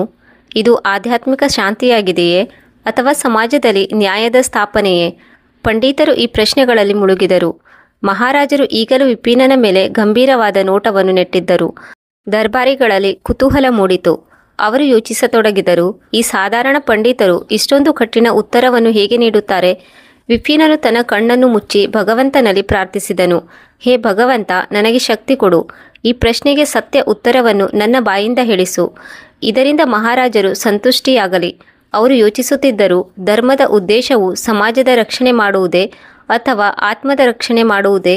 ಇದರ ಉತ್ತರ ಸಾಮಾಜಿಕ ನ್ಯಾಯವೇ ಅಥವಾ ಆಧ್ಯಾತ್ಮಿಕ ನ್ಯಾಯವೇ? ಅವರು ಎಷ್ಟು ದ್ವಂದ್ವದಲ್ಲಿ ಮುಳುಗಿದ್ದರೋ ಅಷ್ಟೇ ಆ ಪ್ರಶ್ನೆಯು ಕಠಿಣವಾಗುತ್ತಾ ಸಾಗಿತು. ಸ್ವಲ್ಪ ಹೊತ್ತಿನಲ್ಲಿ ವಿಪಿನ್ನನು ದೀರ್ಘವಾದ ನಿಟ್ಟುಸಿರನ್ನು ತೆಗೆದುಕೊಂಡು ರಾಜನ ಕಡೆಗೆ ನೋಡಿದನು ಮತ್ತು ಹೇಳಿದನು, ಮಹಾರಾಜ, ಧರ್ಮದ ಉದ್ದೇಶವೇನೆಂದರೆ ಮನುಷ್ಯನಲ್ಲಿ ಶಾಂತಿಯನ್ನು ನೆಲೆಸುವುದು ಮತ್ತು ಸದ್ಭಾವನೆಯನ್ನು ಉಂಟುಮಾಡುವುದಾಗಿದೆ. ನಾವು ನಮ್ಮ ಜೀವನದಲ್ಲಿ ಹೇಗೆ ಸಂತುಲನವನ್ನು ಕಾಯ್ದುಕೊಳ್ಳಬೇಕು ಎನ್ನುವುದನ್ನು ಧರ್ಮವು ನಮಗೆ ಕಲಿಸಿಕೊಡುತ್ತದೆ. ತಾನು ನೀಡಿದ ಉತ್ತರವು ಸರಿಯೋ ತಪ್ಪೋ ಎಂದು ಈಗಲೂ ಪಂಡಿತರಿಗೆ ಗೊಂದಲವಿತ್ತು. ದರ್ಬಾರಿನಲ್ಲಿ ಮೌನ ಆವರಿಸಿತು. ಎಲ್ಲರ ದೃಷ್ಟಿಯು ರಾಜನ ಮೇಲೆ ಹೋಯಿತು. ರಾಜನು ಗಂಭೀರವಾಗಿ ಪಂಡಿತರ ಕಡೆಗೆ ನೋಡುತ್ತಾ ಸ್ವಲ್ಪ ಹೊತ್ತು ಮೌನವಾಗಿ ಗಂಭೀರ ಸ್ವರದಲ್ಲಿ ಹೇಳಿದನು, ನಿಮ್ಮ ಉತ್ತರ ಸರಿಯಾಗಿದೆ ಪಂಡಿತರೆ. ಧರ್ಮದ ಉದ್ದೇಶ ಕೇವಲ ಪೂಜಾ ಕೈಂಕರ್ಯಗಳನ್ನು ಕೈಗೊಳ್ಳುವುದು ಮಾತ್ರವಲ್ಲದೆ ಮನುಷ್ಯರಲ್ಲಿ ಸದ್ಭಾವನೆ ಹಾಗೂ ಶಾಂತಿಯನ್ನು ಉಂಟುಮಾಡುವುದಾಗಿದೆ. ಆದರೆ ಈ ಉತ್ತರ ನಿಮಗೆ ಪರ್ಯಾಪ್ತ ಎಂದು ಅನಿಸುತ್ತದೆಯೇ? ರಾಜನು ಪುನಃ ಅದೇ ಪ್ರಶ್ನೆಯನ್ನು ಕೇಳಿ ವಿಪಿನ್ ಮತ್ತೆ ವಿಚಲಿತನಾದನು. ವಿಫಿಲನು ಮತ್ತೆ ಯೋಚಿಸಲು ಶುರು ಮಾಡಿದನು. ಮಹಾರಾಜರು ನನ್ನಿಂದ ಮತ್ತೆ ಯಾವ ಉತ್ತರವನ್ನು ಬಯಸಿದ್ದಾರೆ? ಆ ಉತ್ತರವನ್ನು ಪಡೆದುಕೊಳ್ಳಲು ಮತ್ತೆ ಯೋಚಿಸತೊಡಗಿದನು. ಅವನ ಮನಸ್ಸಿನಲ್ಲಿ ಹಲವಾರು ಉತ್ತರಗಳು ಮೂಡತೊಡಗಿದವು. ಆದರೆ ಇದರಲ್ಲಿ ಸರಿ ಯಾವುದು ಎಂದು ಗೋಚರಿಸಲಿಲ್ಲ. ದರ್ಬಾರಿಗಳು ವಿಪಿನನನ್ನು ನೋಡಿ ನಗುತ್ತಿದ್ದರು. ಅವರು ವಿಪಿನ್ ತೊಂದರೆಯಲ್ಲಿ ಸಿಲುಕಿಕೊಂಡಿದ್ದಾನೆ ಎಂದು ಯೋಚಿಸುತ್ತಿದ್ದರು. ಆದರೆ ಅವರಲ್ಲಿ ಕೆಲವರು ಧರ್ಮ ಹಾಗೂ ನೀತಿಯ ಪರವಾದ ಈ ಪ್ರಶ್ನೆಯ ಬಗ್ಗೆ ಗಂಭೀರವಾಗಿ ಯೋಚಿಸುತ್ತಿದ್ದರು. ಕೆಲವು ಸೈನಿಕರು ವಿಪಿನನ ಧೈರ್ಯವನ್ನು ಮೆಚ್ಚಿಕೊಂಡರು. ಆದರೆ ವಿಪಿನನು ಈ ಬಾರಿ ಸರಿಯಾದ ಉತ್ತರವನ್ನು ನೀಡಲೇಬೇಕೆಂದು ಹಠತೊಟ್ಟನು. ಅವನು ಕಣ್ಣು ಮುಚ್ಚಿಕೊಂಡನು ಮತ್ತು ಭಗವಂತನ ಸ್ಮರಣೆ ಮಾಡಿದನು ಮತ್ತು ಆಳವಾದ ನಿಟ್ಟುಸಿರು ಬಿಟ್ಟು ಹೇಳಿದನು, ಮಹಾರಾಜ, ಧರ್ಮದ ಉದ್ದೇಶವು ಕೇವಲ ಶಾಂತಿ ಹಾಗೂ ಸದ್ಭಾವನೆಯೇ ಆಗಿದೆ. ಇದು ನಮಗೆ ಮಾನವೀಯತೆಯ ಸೇವೆಯ ಮಾರ್ಗವನ್ನು ಕೂಡ ತೋರಿಸಿಕೊಡುತ್ತದೆ. ನಾವು ಕರುಣೆ ಹಾಗೂ ಪ್ರೇಮದ ಜೊತೆಗೆ ಮತ್ತೊಬ್ಬರಿಗೆ ಸಹಾಯ ಮಾಡಬೇಕೆಂದು ಧರ್ಮ ಕಲಿಸಿಕೊಡುತ್ತದೆ. ಇದೇ ನಿಜವಾದ ಧರ್ಮವಾಗಿದೆ. ಆದರೆ ರಾಜ ಈಗಲೂ ಸಂಶಯವನ್ನು ವ್ಯಕ್ತಪಡಿಸಿದನು. ಆಗ ರಾಜನು ಮುಗುಳು ನಗುತ್ತಾ ಗಂಭೀರವಾಗಿ ಹೇಳಿದನು, ಪಂಡಿತರೆ, ನಿಮ್ಮ ಉತ್ತರ ಸರಿಯಾಗಿದೆ.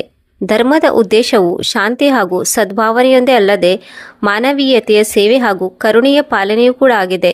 ವಿಪಿನನು ನೆಮ್ಮದಿಯ ನಿಟ್ಟುಸಿರು ಬಿಟ್ಟನು. ಆದರೆ ರಾಜನ ಮುಖದಲ್ಲಿ ಈಗಲೂ ಒಂದು ರಹಸ್ಯವಿರುವಂತೆ ತೋರಿತು. ಅವರ ಮುಖದಲ್ಲಿ ಈಗಲೂ ಕೂಡ ಕೆಲವು ಪ್ರಶ್ನೆಗಳು ಉಳಿದಿರುವಂತೆ ತೋರಿತು. ಈಗ ಎಲ್ಲರೂ ರಾಜ ಏನು ಹೇಳುತ್ತಾನೆ ಎಂದು ಕಾಯುತ್ತಿದ್ದರು. ಸಭೆಯಲ್ಲಿ ಮೌನ ಆವರಿಸಿತ್ತು. ವಿಪಿನನು ಕೂಡ ರಾಜನ ಕಣ್ಣಲ್ಲಿ ಕಣ್ಣಿಟ್ಟು ನೋಡುತ್ತಾ ಈ ಪ್ರಶ್ನೆಗಳು ಇಲ್ಲಿಗೆ ಮುಗಿದಿಲ್ಲ ಎಂದು ಖಾತರಿಪಡಿಸಿಕೊಂಡನು. ರಾಜನು ವಿಪಿನನ ಕಡೆಗೆ ನೋಡಿದನು. ಕೆಲವು ಕ್ಷಣ ಮೌನದ ನಂತರ ಹೇಳಿದನು, ನೀವು ಇಲ್ಲಿಯವರೆಗೆ ಸರಿಯಾದ ಉತ್ತರವನ್ನು ನೀಡಿದ್ದೀರಿ. ಆದರೆ ಧರ್ಮದ ತಿಳುವಳಿಕೆಯು ಕೇವಲ ಉತ್ತರ ನೀಡುವುದರಿಂದ ಸಾಧ್ಯವಿಲ್ಲ. ಧರ್ಮದ ನಿಜವಾದ ಉದ್ದೇಶವು ಯಾವಾಗ ಅರ್ಥವಾಗುತ್ತದೆ ಎಂದರೆ ನಮ್ಮ ನಿಜ ಜೀವನದಲ್ಲಿ ಅದನ್ನು ಅಳವಡಿಸಿಕೊಂಡಾಗ ಮಾತ್ರ. ವಿಪಿನನ ಮನಸ್ಸಿನಲ್ಲಿ ಮತ್ತೊಮ್ಮೆ ಭಯ ಉತ್ಪತ್ತಿಯಾಯಿತು. ಆಗ ರಾಜ ಹೇಳಿದನು, ನಾನು ನಿಮ್ಮಲ್ಲಿ ಮತ್ತೊಂದು ಪ್ರಶ್ನೆಯನ್ನು ಕೇಳುತ್ತೇನೆ. ನೀವು ಹೇಳಿದ್ದೀರಿ, ಧರ್ಮವು ನಮಗೆ ಶಾಂತಿ, ಸದ್ಭಾವನೆ ಹಾಗೂ ಸೇವೆ ಮಾಡುವುದನ್ನು ಕಲಿಸಿಕೊಡುತ್ತದೆ. ಆದರೆ ನನಗೆ ಒಂದು ವಿಷಯ ಹೇಳಿ, ನೀವು ಈ ಧರ್ಮವನ್ನು ಪಾಲಿಸುತ್ತಾ ಇಂತಹ ಸಂದಿಗ್ಧ ಪರಿಸ್ಥಿತಿಯಲ್ಲಿ ಸಿಲುಕಿಕೊಂಡರೆ ಸರಿ ಯಾವುದು ತಪ್ಪು ಯಾವುದು ಎಂದು ಆಗ ನೀವು ಹೇಗೆ ನಿರ್ಣಯವನ್ನು ತೆಗೆದುಕೊಳ್ಳುತ್ತೀರಿ?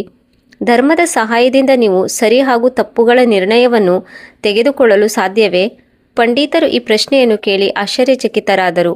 ಈ ಪ್ರಶ್ನೆಯು ಕೇವಲ ಕಠಿಣವಾಗಿರದೆ ಅವರ ಜೀವನದ ಪ್ರತಿಯೊಂದು ಹಂತದಲ್ಲೂ ಅವರ ನಿರ್ಣಯಕ್ಕೆ ಸವಾಲಾಗಿತ್ತು. ಈ ಪ್ರಶ್ನೆಯು ತುಂಬ ನಿಗೂಢವಾಗಿತ್ತು. ಇದು ಕೇವಲ ಅನುಭವದಿಂದ ಮಾತ್ರ ಉತ್ತರ ನೀಡಬಹುದಾಗಿತ್ತು. ವಿಪಿನನು ಒಬ್ಬ ಸಾಧಾರಣ ಪಂಡಿತನಾಗಿದ್ದನು. ಅವರು ಕೇವಲ ಪೂಜಾ ಪಾಠಗಳನ್ನು ಮಾತ್ರ ಮಾಡುತ್ತಿದ್ದರು. ಆದರೆ ಈ ಪ್ರಶ್ನೆಯು ಧರ್ಮದ ತುಂಬ ಆಳಕ್ಕೆ ತೆಗೆದುಕೊಂಡು ಹೋಗುತ್ತದೆ. ವಿಪಿನ್ ಯೋಚಿಸಿದನು, ಧರ್ಮದ ಪಾಲನೆಯು ಸತ್ಯವಾಗಿದೆ. ಆದರೆ ಇದು ಎಲ್ಲ ಪರಿಸ್ಥಿತಿಗಳಲ್ಲೂ ನಮಗೆ ನಿರ್ಣಯವನ್ನು ತೆಗೆದುಕೊಳ್ಳಲು ಸಹಾಯ ಮಾಡುತ್ತದೆಯೇ? ಪಂಡಿತರು ತಮ್ಮ ಚಂಚಲ ಮನಸ್ಸನ್ನು ಶಾಂತಗೊಳಿಸಲು ಪ್ರಶ್ನಿಸಿದರು. ಸ್ವಲ್ಪ ಹೊತ್ತಿನ ನಂತರ ಆತ್ಮವಿಶ್ವಾಸದಿಂದ ಹೇಳಿದರು, ಮಹಾರಾಜರೇ, ಧರ್ಮದ ಪಾಲನೆಯನ್ನು ಮಾಡುವುದೇ ಅತಿದೊಡ್ಡ ಮಾರ್ಗದರ್ಶನವಾಗಿದೆ. ಧರ್ಮವು ನಮಗೆ ಯಾವ ಸಮಯದಲ್ಲಿ ಏನನ್ನು ಮಾಡಬೇಕೆಂದು ಕಲಿಸಿಕೊಡುತ್ತದೆ.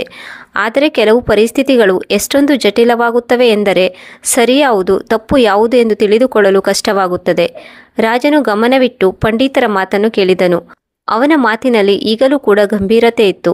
ಪಂಡಿತನು ತನ್ನ ಮಾತುಗಳನ್ನು ಮುಂದುವರಿಸುತ್ತಾ ಹೇಳಿದನು, ಈ ಸಮಯದಲ್ಲಿ ನಾವು ನಮ್ಮ ಅಂತಃಕರಣ ಹಾಗೂ ವಿವೇಕದಿಂದ ಕೆಲಸ ಮಾಡಬೇಕು. ಧರ್ಮವು ನಮಗೆ ದಾರಿಯನ್ನು ತೋರಿಸುತ್ತದೆ. ಆದರೆ ಅಂತಿಮ ನಿರ್ಣಯವೂ ಕೂಡ ನಮ್ಮದೇ ಆಗಿರುತ್ತದೆ. ನಮ್ಮ ವಿವೇಕದೊಂದಿಗೆ ಧರ್ಮದ ಸಿದ್ಧಾಂತವೂ ಕೂಡ ಮೇಳೈಸಿದರೆ ಆಗ ಅದೇ ಸತ್ಯವಾಗಿರುತ್ತದೆ. ತನ್ನ ಮಾತನ್ನು ಮುಗಿಸುತ್ತಾ ವಿಪಿನನು ರಾಜನ ಕಡೆಗೆ ನೋಡಿದನು.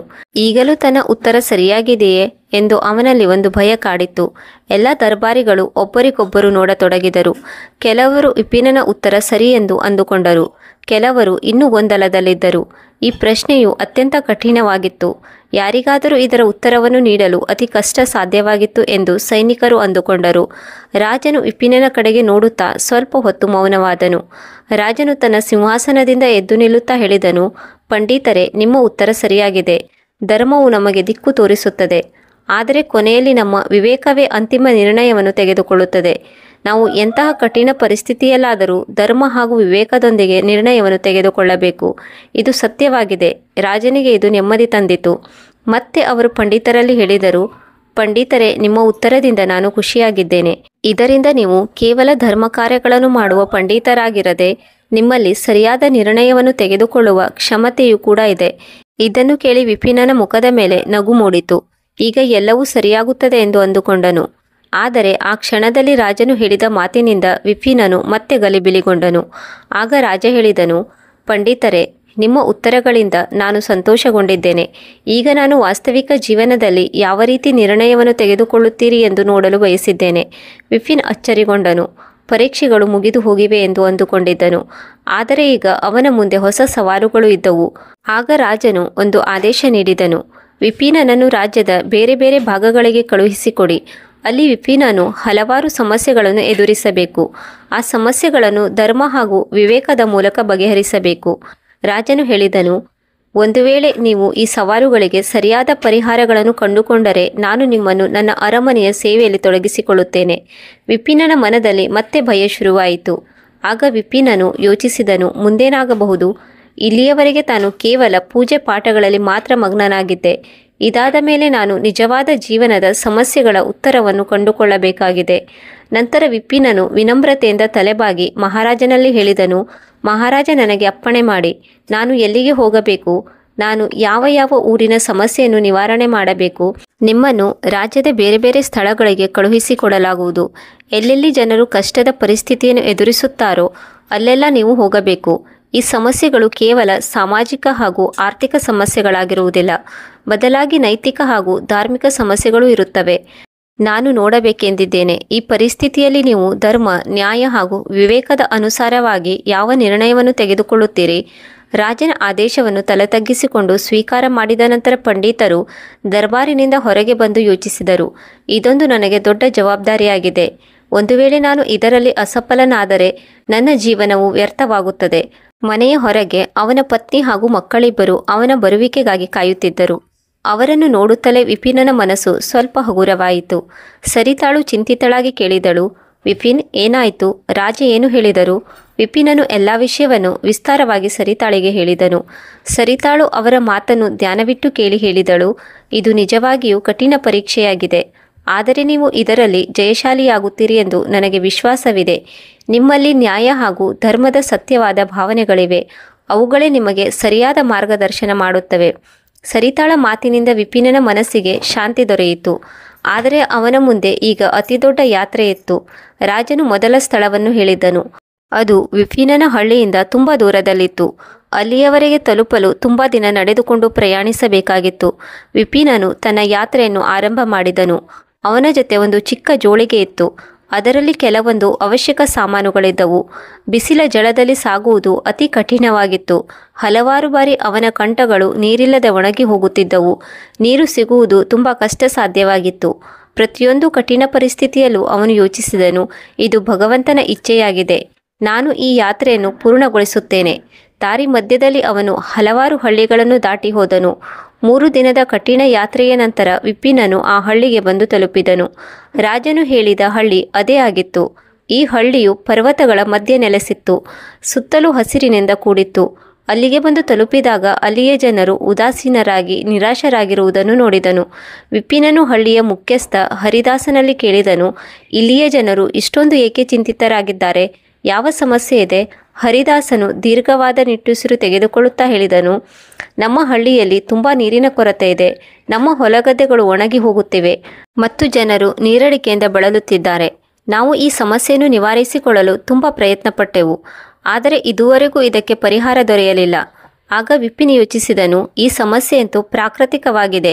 ಹಾಗಿದ್ದಾಗಲೂ ಧಾರ್ಮಿಕ ಹಾಗೂ ನೈತಿಕವಾಗಿ ಹೇಗೆ ಪರಿಹಾರ ನೀಡಬೇಕು?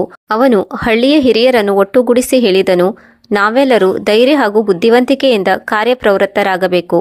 ನಾವು ಭಗವಂತನಲ್ಲಿ ಪ್ರಾರ್ಥನೆ ಮಾಡಬೇಕು. ಆಗ ವಿಪಿನನು ಒಂದು ಪರಿಹಾರವನ್ನು ಹೇಳಿದನು. ಹಳ್ಳಿಯ ಮಂದಿರದಲ್ಲಿ ಒಂದು ಯಜ್ಞವನ್ನು ಕೈಗೊಳ್ಳಬೇಕು ಮತ್ತು ಭಗವಂತನಲ್ಲಿ ಮಳೆಗಾಗಿ ಪ್ರಾರ್ಥಿಸಬೇಕು. ಇದಕ್ಕೆ ಹಳ್ಳಿಯ ಜನರು ಕೂಡ ಒಪ್ಪಿಕೊಂಡರು. ಯಜ್ಞದ ಆಯೋಜನೆ ಆಯಿತು ಮತ್ತು ಎಲ್ಲರೂ ಸೇರಿ ಶ್ರದ್ಧೆಯೊಂದಿಗೆ ಭಗವಂತನಲ್ಲಿ ಮಳೆಯಾಗುವಂತೆ ಪ್ರಾರ್ಥಿಸಿದರು. ಇದಾದ ಮೇಲೆ ವಿಪಿನ್ ಹೇಳಿದನು, ನಾವು ಧೈರ್ಯ ತಂದುಕೊಳ್ಳಬೇಕು. ಭಗವಂತನು ನಮ್ಮ ಪ್ರಾರ್ಥನೆಯನ್ನು ಅವಶ್ಯವಾಗಿ ಕೇಳುತ್ತಾನೆ. ಎಲ್ಲಿಯವರೆಗೆ ಭಗವಂತನ ಕೃಪೆಯಾಗುವುದಿಲ್ಲವೋ ಅಲ್ಲಿಯವರೆಗೆ ನಾವು ನೀರನ್ನು ಮಿತವಾಗಿ ಸರಿಯಾಗಿ ಬಳಸಬೇಕು. ಇದಾದ ಮೇಲೆ ಹಳ್ಳಿಯಲ್ಲಿ ಒಂದು ಹೊಸ ಶಕ್ತಿಯ ಸಂಚಾರವಾಯಿತು. ಜನರು ನೀರನ್ನು ಮಿತವಾಗಿ ಬಳಸಲು ಶುರು ಮಾಡಿದರು ಮತ್ತು ಹೊಲವನ್ನು ರಕ್ಷಿಸಿಕೊಳ್ಳಲು ನೀರನ್ನು ಪಡೆಯಲು ಚಿಕ್ಕ ಚಿಕ್ಕ ಪ್ರಯತ್ನವನ್ನು ಮಾಡಿದರು. ಈಗ ವಿಪಿನ್ ನೋಡಿದನು, ಜನರೆಲ್ಲರೂ ಒಂದಾಗಿ ಸಮಸ್ಯೆಗೆ ಪರಿಹಾರವನ್ನು ಕಂಡುಕೊಳ್ಳಲು ಶುರು ಮಾಡಿದರು. ಕೆಲವು ವಾರಗಳ ನಂತರ ವಿಪಿನನು ಹಳ್ಳಿಯ ಮಂದಿರದಲ್ಲಿ ಪ್ರಾರ್ಥನೆ ಮಾಡುತ್ತಿದ್ದಾಗ ಆಕಾಶದಲ್ಲಿ ಮೋಡಗಳು ಕಾಣಿಸಿಕೊಂಡವು. ಸ್ವಲ್ಪ ಹೊತ್ತಿನ ನಂತರ ಮಳೆ ಶುರುವಾಯಿತು. ಇಡೀ ಹಳ್ಳಿಯು ಖುಷಿಯಿಂದ ಕುಣಿದಾಡಿತು. ಜನರು ವಿಪಿನನ ಬಳಿ ಬಂದರು ಮತ್ತು ಅವನಿಗೆ ಧನ್ಯವಾದ ಹೇಳಿದರು. ವಿಪಿನನ ಮುಖದ ಮೇಲೆ ಸಂತೋಷದ ಛಾಯೆ ಮೂಡಿತು. ಅವನು ಯೋಚಿಸಿದನು, ನನ್ನ ಮೊದಲ ಪರೀಕ್ಷೆ ಸಫಲವಾಯಿತು, ಆದರೆ ಇದಂತೂ ಆರಂಭವಾಗಿದೆ. ಇನ್ನು ಮುಂದೆ ಹಲವಾರು ಪರೀಕ್ಷೆಗಳು ನನಗೆ ಎದುರಾಗಲಿವೆ. ಮೊದಲ ಪರೀಕ್ಷೆಯನ್ನು ಸಫಲಪೂರ್ವಕವಾಗಿ ಪೂರ್ಣಗೊಳಿಸಿದ ನಂತರ ವಿಪಿನನು ತನ್ನ ಹಳ್ಳಿಗೆ ಮರಳಿದನು. ಅಲ್ಲಿಯ ಜನರು ಅವನಿಗೆ ತುಂಬ ಗೌರವ ಹಾಗೂ ಆದರದಿಂದ ನೋಡಿಕೊಂಡರು. ಪಂಡಿತರಿಗೆ ಸಂತೋಷವಾದರೂ ಇದು ಆರಂಭವೆಂದು ಅವರಿಗೆ ಗೊತ್ತಿತ್ತು. ರಾಜನು ಅವರಿಗೆ ಇನ್ನು ಹಲವಾರು ಪರೀಕ್ಷೆಗಳನ್ನು ಎದುರಿಸುವ ಆದೇಶ ನೀಡಿದ್ದನು. ಮತ್ತೊಂದು ಪರೀಕ್ಷೆಗಾಗಿ ರಾಜನ ಸಂದೇಶ ಮೊದಲೇ ಬಂದು ಕೈ ಸೇರಿತ್ತು. ಈ ಬಾರಿ ಅವರನ್ನು ನ್ಯಾಯಕ್ಕಾಗಿ ಪರದಾಡುವ ಹಳ್ಳಿಗೆ ಕಳುಹಿಸಲಾಗಿತ್ತು. ಹಳ್ಳಿಯ ಜನರು ಎರಡು ಗುಂಪಾಗಿ ಇಬ್ಬಾಗವಾಗಿದ್ದರು. ಹಳ್ಳಿಯಲ್ಲಿ ವಿವಾದ ನಡೆಯುತ್ತಿತ್ತು. ಈ ವಿವಾದವು ಕೇವಲ ಸಂಪತ್ತು ಹಾಗೂ ನೀರಿಗಾಗಿ ಇರಲಿಲ್ಲ, ಬದಲಾಗಿ ಧರ್ಮ ಹಾಗೂ ಅಧಿಕಾರಕ್ಕಾಗಿ ಜಗಳ ನಡೆಯುತ್ತಿತ್ತು. ರಾಜನು ವಿಪಿನ್ನಲ್ಲಿ ಹೇಳಿದನು, ನೀನು ಈ ವಿವಾದದಲ್ಲಿ ಹಸ್ತಕ್ಷೇಪ ಮಾಡಿ ವಿವಾದಕ್ಕೆ ತೆರೆ ಎಳೆಯಬೇಕು ಮತ್ತು ಒಂದು ಸೂಕ್ಷ್ಮವಾದ ಪರಿಹಾರವನ್ನು ಆ ಹಳ್ಳಿಯ ಜನರಿಗೆ ಒದಗಿಸಿ ಅವರು ಸಹಬಾಳ್ವೆಯಿಂದ ಕೂಡಿ ಬಾಳುವಂತೆ ಮಾಡಬೇಕು. ಈ ಮೊದಲು ವಿಪಿನನು ಪ್ರಾಕೃತಿಕ ಸಮಸ್ಯೆಯನ್ನು ಎದುರಿಸಿದ್ದನು. ಈ ಎರಡನೇ ಪರೀಕ್ಷೆಯು ತುಂಬ ಜಟಿಲವಾಗಿತ್ತು. ಇದು ನ್ಯಾಯ ಹಾಗೂ ಧರ್ಮದ ನಡುವೆ ಸಂತುಲನವನ್ನು ಕಾಯ್ದುಕೊಳ್ಳುವುದಾಗಿತ್ತು. ಒಂದು ವೇಳೆ ತಾನು ಇದರಲ್ಲಿ ಅಸಫಲನಾದರೆ ಹಳ್ಳಿಯ ಭವಿಷ್ಯದ ಜೊತೆಗೆ ನನ್ನ ಭವಿಷ್ಯಕ್ಕೂ ಕೂಡ ಮಂಕು ಕವಿಯುತ್ತದೆ ಎಂದು ಪಂಡಿತರಿಗೆ ತಿಳಿದಿತ್ತು. 3 ದಿನಗಳ ಕಠಿಣ ಯಾತ್ರೆಯ ನಂತರ ವಿಪಿನ್ ಆ ಹಳ್ಳಿಗೆ ಬಂದು ತಲುಪಿದನು. ಹಳ್ಳಿಗೆ ಬಂದು ನೋಡಿದಾಗ ಆ ಹಳ್ಳಿಯ ವಾತಾವರಣವು ಬಿಗುವಿನಿಂದ ಕೂಡಿತ್ತು. ಜನರು ತಮ್ಮ ತಮ್ಮಲ್ಲೇ ಮಾತನಾಡಿಕೊಳ್ಳುತ್ತಿದ್ದರು, ಭಯ ಹಾಗೂ ಸಿಟ್ಟಿನಲ್ಲಿ ಮಾತನಾಡುತ್ತಿದ್ದರು. ವಿಪಿನನು ಹಳ್ಳಿಯ ಮುಖ್ಯಸ್ಥರಾದ ಶ್ರೀಕಾಂತ್ನನ್ನು ಭೇಟಿ ಮಾಡಿದರು. ಶ್ರೀಕಾಂತ್ ಹೇಳಿದರು, ನಮ್ಮ ಹಳ್ಳಿಯಲ್ಲಿ 2 ಪರಿವಾರವಿದೆ, ಗೌತಮ ಪರಿವಾರ ಮತ್ತು ಭಾರದ್ವಾಜ ಪರಿವಾರ. 2 ಪರಿವಾರದ ನಡುವೆ ಮಂದಿರದ ಬಳಿಯ ಜಾಗದ ಬಗ್ಗೆ ವಿವಾದ ನಡೆಯುತ್ತಿದೆ. ವಿಪಿನನು ಗಂಭೀರತೆಯಿಂದ ಕೇಳಿದನು, ಈ ವಿವಾದವು ಇಷ್ಟೊಂದು ದೊಡ್ಡದು ಹೇಗಾಯಿತು? ಹಳ್ಳಿಯ ಹಿರಿಯರು ಯಾವುದೇ ಸಮಾಧಾನವನ್ನು ಕಂಡುಕೊಳ್ಳಲಿಲ್ಲವೇ? ಮುಖ್ಯಸ್ಥನು ನಿಟ್ಟುಸಿರು ತೆಗೆದುಕೊಂಡು ಹೇಳಿದನು, ಪಂಡಿತರೇ, ನಾವು ಹಲವಾರು ಬಾರಿ ಪ್ರಶ್ನಿಸಿದ್ದೆವು, ಆದರೆ 2 ಪರಿವಾರದವರು ಯಾವುದೇ ರಾಜಿ ಮಾಡಿಕೊಳ್ಳಲು ತಯಾರಾಗಲಿಲ್ಲ. ಇಬ್ಬರು ತಮ್ಮ ಅಧಿಕಾರವನ್ನು ಧರ್ಮದ ಆಧಾರದಲ್ಲಿ ಸರಿ ಎಂದು ಹೇಳುತ್ತಿದ್ದಾರೆ. ಇದನ್ನು ಕೇಳಿ ವಿಪಿನನ ಮನಸ್ಸಿನಲ್ಲಿ ಆಳವಾದ ಚಿಂತೆ ಮೂಡಿತು. ಇದು ಕೇವಲ ಸಂಪತ್ತಿನ ನಡುವಿನ ಪ್ರಶ್ನೆ ಆಗಿರಲಿಲ್ಲ, ಇದು ಧರ್ಮ ಹಾಗೂ ನ್ಯಾಯದ ನಡುವಿನ ಪ್ರಶ್ನೆಯಾಗಿತ್ತು. ಅವನು ಯೋಚಿಸಿದನು, ನಾನು ಅವಸರವಾಗಿ ನಿರ್ಣಯ ತೆಗೆದುಕೊಳ್ಳುವುದು ಉಚಿತವಲ್ಲ. ಮೊದಲು ವಿಪಿನನು 2 ಪರಿವಾರದ ಮಾತುಗಳನ್ನು ಆಲಿಸಲು ನಿಶ್ಚಯಿಸಿದನು. ಮೊದಲು ಪಂಡಿತರು ಗೌತಮ ಪರಿವಾರದೊಂದಿಗೆ ಭೇಟಿಯಾಗಲು ಹೋದರು. ಗೌತಮ ಪರಿವಾರದ ಮುಖ್ಯಸ್ಥ ವಿಷ್ಣು ಗೌತಮ್ ಒಬ್ಬ ಧಾರ್ಮಿಕ ವ್ಯಕ್ತಿಯಾಗಿದ್ದ. ಆಗ ವಿಪಿನ್ ಕೇಳಿದ, ನೀವು ಈ ಧಾರ್ಮಿಕ ಜಾಗದ ಮೇಲೆ ಏಕೆ ಅಧಿಕಾರ ಸ್ಥಾಪಿಸಲು ಬಯಸಿದ್ದೀರಿ? ಇದು ಕೇವಲ ಸಂಪತ್ತಿನ ವಿಚಾರವೇ? ಆಗ ವಿಷ್ಣು ಗೌತಮನು ಗಂಭೀರ ಸ್ವರದಲ್ಲಿ ಹೇಳಿದನು, ಈ ಜಮೀನು ನಮ್ಮ ಪೂರ್ವಜರ ಜಮೀನಾಗಿದೆ. ಈ ಜಾಗದಲ್ಲಿ ನಮ್ಮ ಪೂರ್ವಜರು ಮಂದಿರದ ನಿರ್ಮಾಣ ಮಾಡಿದ್ದರು. ಈ ಮಂದಿರವನ್ನು ನೋಡಿಕೊಳ್ಳುವುದು ನಮ್ಮ ಜವಾಬ್ದಾರಿಯಾಗಿದೆ. ಭಾರದ್ವಾಜ ಪರಿವಾರವು ಇದನ್ನು ತನ್ನದಾಗಿಸಿಕೊಳ್ಳಲು ಬಯಸಿದೆ. ವಿಪಿನ್ ಅವರ ಮಾತುಗಳನ್ನು ಗಮನವಿಟ್ಟು ಕೇಳಿದನು. ಮತ್ತೆ ಭಾರದ್ವಾಜ ಪರಿವಾರದ ಭೇಟಿಗಾಗಿ ಹೊರಟನು. ಭಾರದ್ವಾಜ ಪರಿವಾರದ ಮುಖ್ಯಸ್ಥ ಶಾಂತ ಹಾಗೂ ತಿಳಿವಳಿಕೆಯುಳ್ಳ ವ್ಯಕ್ತಿಯಾಗಿದ್ದನು. ವಿಪಿನನು ರಾಘವನಲ್ಲಿ ಅದೇ ಪ್ರಶ್ನೆಯನ್ನು ಕೇಳಿದನು, ನೀವು ಈ ಜಮೀನಿನ ಮೇಲೆ ಏಕೆ ಅಧಿಕಾರವನ್ನು ಸ್ಥಾಪಿಸಲು ಬಯಸಿದ್ದೀರಿ? ರಾಘವನು ದೀರ್ಘವಾದ ಉಸಿರನ್ನು ತೆಗೆದುಕೊಂಡು ಹೇಳಿದನು, ಈ ಭೂಮಿಯು ನಮ್ಮ ಪೂರ್ವಜರ ನೆಲವಾಗಿದೆ. ನಮ್ಮ ಪೂರ್ವಜರು ಮೊದಲ ಬಾರಿಗೆ ಈ ಹಳ್ಳಿಗೆ ಬಂದು ಈ ಹಳ್ಳಿಯಲ್ಲಿ ನೆಲೆಸಿದ್ದರು. ಮಂದಿರದ ನಿರ್ಮಾಣವನ್ನು ಗೌತಮ ಪರಿವಾರದವರು ಮಾಡಿದ್ದರು. ಈ ಭೂಮಿ ನಮ್ಮದಾಗಿದೆ. ವಿಪಿನನು ಈಗ ಇನ್ನೂ ಗೊಂದಲಕ್ಕೀಡಾದನು. ಎರಡು ಪರಿವಾರಗಳು ತಮ್ಮ ಅಧಿಕಾರದ ಹೆಸರಿನಲ್ಲಿ ಆ ಜಾಗದ ಮೇಲೆ ಹಕ್ಕನ್ನು ಸ್ಥಾಪಿಸುತ್ತಿದ್ದರು. ಆಗ ವಿಪಿನನಿಗೆ ಅರ್ಥವಾಯಿತು, ಈ ವಿವಾದದ ಮೂಲ ಕೇವಲ ಅಧಿಕಾರವಷ್ಟೇ ಅಲ್ಲ, ಅಹಂಕಾರ ಮತ್ತು ಹಳೆಯ ವೈಷಮ್ಯವಾಗಿದೆ. ವಿಪಿನನು ಹಳ್ಳಿಯ ಹಿರಿಯರು ಹಾಗೂ ಪಂಚಾಯಿತಿಯವರಲ್ಲಿ ಮಾತನಾಡಿದನು. ಆನಂತರ ತಿಳಿಯಿತು, ಈ ವಿವಾದವು ಹಲವಾರು ವರ್ಷಗಳಿಂದ ನಡೆಯುತ್ತಾ ಬಂದಿದೆ. ಎರಡು ಪರಿವಾರದ ನಡುವೆ ವಿವಾದವು ಇನ್ನೂ ಜಟಿಲವನ್ನಾಗಿ ಮಾಡಿತ್ತು. ವಿಪಿನನ ಮುಂದೆ ಈಗ ಒಂದು ಕಠಿಣ ಪರಿಸ್ಥಿತಿ ಇತ್ತು. ಅವನು ಈ ವಿವಾದವನ್ನು ಕೇವಲ ಸಂಪತ್ತಿನ ಆಧಾರದಲ್ಲಿ ಬಗೆಹರಿಸಲು ಸಾಧ್ಯವಿರಲಿಲ್ಲ. ಬದಲಾಗಿ ಧರ್ಮ, ನ್ಯಾಯ ಹಾಗೂ ವಿವೇಕದ ಬಗ್ಗೆ ಕೂಡ ಗಮನ ನೀಡಬೇಕಾಗಿತ್ತು. ಪಂಡಿತರು ಇಡೀ ಹಳ್ಳಿಯನ್ನು ಒಂದೆಡೆ ಸೇರಿಸಿದರು. ಮಂದಿರದ ಮುಂದೆ ಕರೆದರು. ಎಲ್ಲರೂ ಮಂದಿರದ ಮುಂದೆ ಸೇರಿದಾಗ ಅಲ್ಲಿ ಒಂದು ಆಳವಾದ ಮೌನ ಆವರಿಸಿತು. ಎಲ್ಲರ ದೃಷ್ಟಿಯೂ ಈಗ ವಿಪಿನನ ಮೇಲೆ ಇತ್ತು. ಜನರು ಪಂಡಿತರು ಯಾವ ನಿರ್ಣಯವನ್ನು ಹೇಳುತ್ತಾರೆ ಎಂದು ಉತ್ಸುಕತೆಯಿಂದ ಕುಳಿತಿದ್ದರು. ವಿಪಿನನು ಆಳವಾಗಿ ಉಸಿರು ತೆಗೆದುಕೊಳ್ಳುತ್ತಾ ಹೇಳಿದನು, ನಾನು ಎರಡು ಪರಿವಾರದವರೊಂದಿಗೆ ಮಾತನಾಡಿದ್ದೇನೆ. ನಾನು ನಿಮ್ಮ ಭಾವನೆಗಳನ್ನು, ನಿಮ್ಮ ಪೂರ್ವಜರ ಯೋಗದಾನವನ್ನು ಮತ್ತು ನಿಮ್ಮ ಹಳೆಯ ಕಾಲದ ದ್ವೇಷವನ್ನು ತಿಳಿದುಕೊಳ್ಳಲು ಪ್ರಯತ್ನಿಸಿದ್ದೇನೆ. ಈ ವಿಷಯ ಕೇವಲ ಸಂಪತ್ತು ಹಾಗೂ ಅಧಿಕಾರದ ವಿಷಯವಲ್ಲ, ಬದಲಾಗಿ ಹಳ್ಳಿಯ ಮರ್ಯಾದೆ ಹಾಗೂ ಏಕತೆಯ ಸಮಸ್ಯೆಯಾಗಿದೆ. ವಿಪಿನನು ಹಳ್ಳಿಯವರ ಕಡೆಗೆ ಉದ್ದೇಶಿಸಿ ಹೇಳಿದನು, ಈ ಮಂದಿರವು ಈ ಹಳ್ಳಿಯ ಮಂದಿರವಾಗಿದೆ. ಇದು ಯಾವುದೇ ಒಂದು ಪರಿವಾರದ ಸಂಪತ್ತಾಗಿರಲು ಸಾಧ್ಯವಿಲ್ಲ. ಇದು ಹಳ್ಳಿಯ ಎಲ್ಲ ಜನರ ಆಸ್ತಿಯಾಗಿದೆ. ನಾವೆಲ್ಲರೂ ಇದನ್ನು ಸಂರಕ್ಷಿಸಲು ಜೊತೆ ಸೇರಿ ಕೆಲಸ ಮಾಡಬೇಕಾಗಿದೆ. ಎರಡು ಪರಿವಾರದಲ್ಲಿ ಕೋಲಾಹಲ ಉಂಟಾಯಿತು. ವಿಪಿನನು ಶಾಂತಿಪೂರ್ವಕವಾಗಿ ತನ್ನ ಮಾತನ್ನು ಜಾರಿಯಲ್ಲಿ ಇಟ್ಟನು. ಒಂದು ವೇಳೆ ನಾವು ಒಬ್ಬರಿಗೊಬ್ಬರು ಜಗಳವಾಡುತ್ತಿದ್ದರೆ ಈ ಮಂದಿರ ನಾಶವಾಗುವುದಲ್ಲದೆ ಹಳ್ಳಿಯ ಏಕತೆಯೂ ಕೂಡ ಕೊನೆಯಾಗುವುದು. ನಾವು ನಮ್ಮ ಅಹಂಕಾರ ಹಾಗೂ ಹಳೆಯ ವೈಷಮ್ಯವನ್ನು ಮರೆತು ಒಟ್ಟಾಗಿ ಸೇರಿ ಕೆಲಸ ಮಾಡಬೇಕು. ನಾನು ನಿಮ್ಮೆಲ್ಲರಲ್ಲಿ ಒಂದು ವಿನಂತಿ ಮಾಡಿಕೊಳ್ಳುತ್ತೇನೆ. ಮಂದಿರ ಹಾಗೂ ಜಮೀನನ್ನು ನೋಡಿಕೊಳ್ಳಲು ಒಂದು ಸಮಿತಿಯನ್ನು ರಚಿಸಬೇಕು. ಈ ಸಮಿತಿಯಲ್ಲಿ ಹಳ್ಳಿಯ ಎಲ್ಲ ಜನರು ಇರಬೇಕು. ಈ ಭೂಮಿಯ ಉಪಯೋಗವನ್ನು ಧರ್ಮದ ವಿಕಾಸ ಹಾಗೂ ಹಳ್ಳಿಯ ಸೇವೆಗಾಗಿ ಮಾಡಬೇಕು. ಹಳ್ಳಿಯ ಜನರು ಈ ಮೊದಲು ಈ ವಿವಾದದಲ್ಲಿ ಮುಳುಗಿದ್ದವರು ನಿಧಾನವಾಗಿ ವಿಪಿನನ ಮಾತಿಗೆ ತಲೆದೂಗಲು ಶುರು ಮಾಡಿದರು. ಗೌತಮ ಹಾಗೂ ಭಾರದ್ವಾಜ ಪರಿವಾರದ ಮುಖ್ಯಸ್ಥರು ಕೂಡ ವಿಪಿನನ ಈ ನಿರ್ಣಯವನ್ನು ಒಪ್ಪಿಕೊಂಡರು. ಅವರ ಮುಖದ ಮೇಲೆ ಶಾಂತಿಯ ಭಾವ ಮರಳುವಂತೆ ಮಾಡಿದನು. ವಿಪಿನನ ಈ ನಿರ್ಣಯದ ನಂತರ ಹಳ್ಳಿಯಲ್ಲಿ ಒಂದು ಹೊಸ ಏಕತೆಯ ಸಂಚಾರವಾಯಿತು. ಎರಡು ಪರಿವಾರದವರು ತಮ್ಮ ಹಳೆಯ ವೈಷಮ್ಯವನ್ನು ಮರೆತು ಒಟ್ಟಾಗಿ ಕೆಲಸ ಮಾಡಲು ಸಂಕಲ್ಪವನ್ನು ತೊಟ್ಟರು. ಹಳ್ಳಿಯವರು ವಿಪಿನನಲ್ಲಿ ಆಭಾರಿಯನ್ನು ವ್ಯಕ್ತಪಡಿಸಿದರು.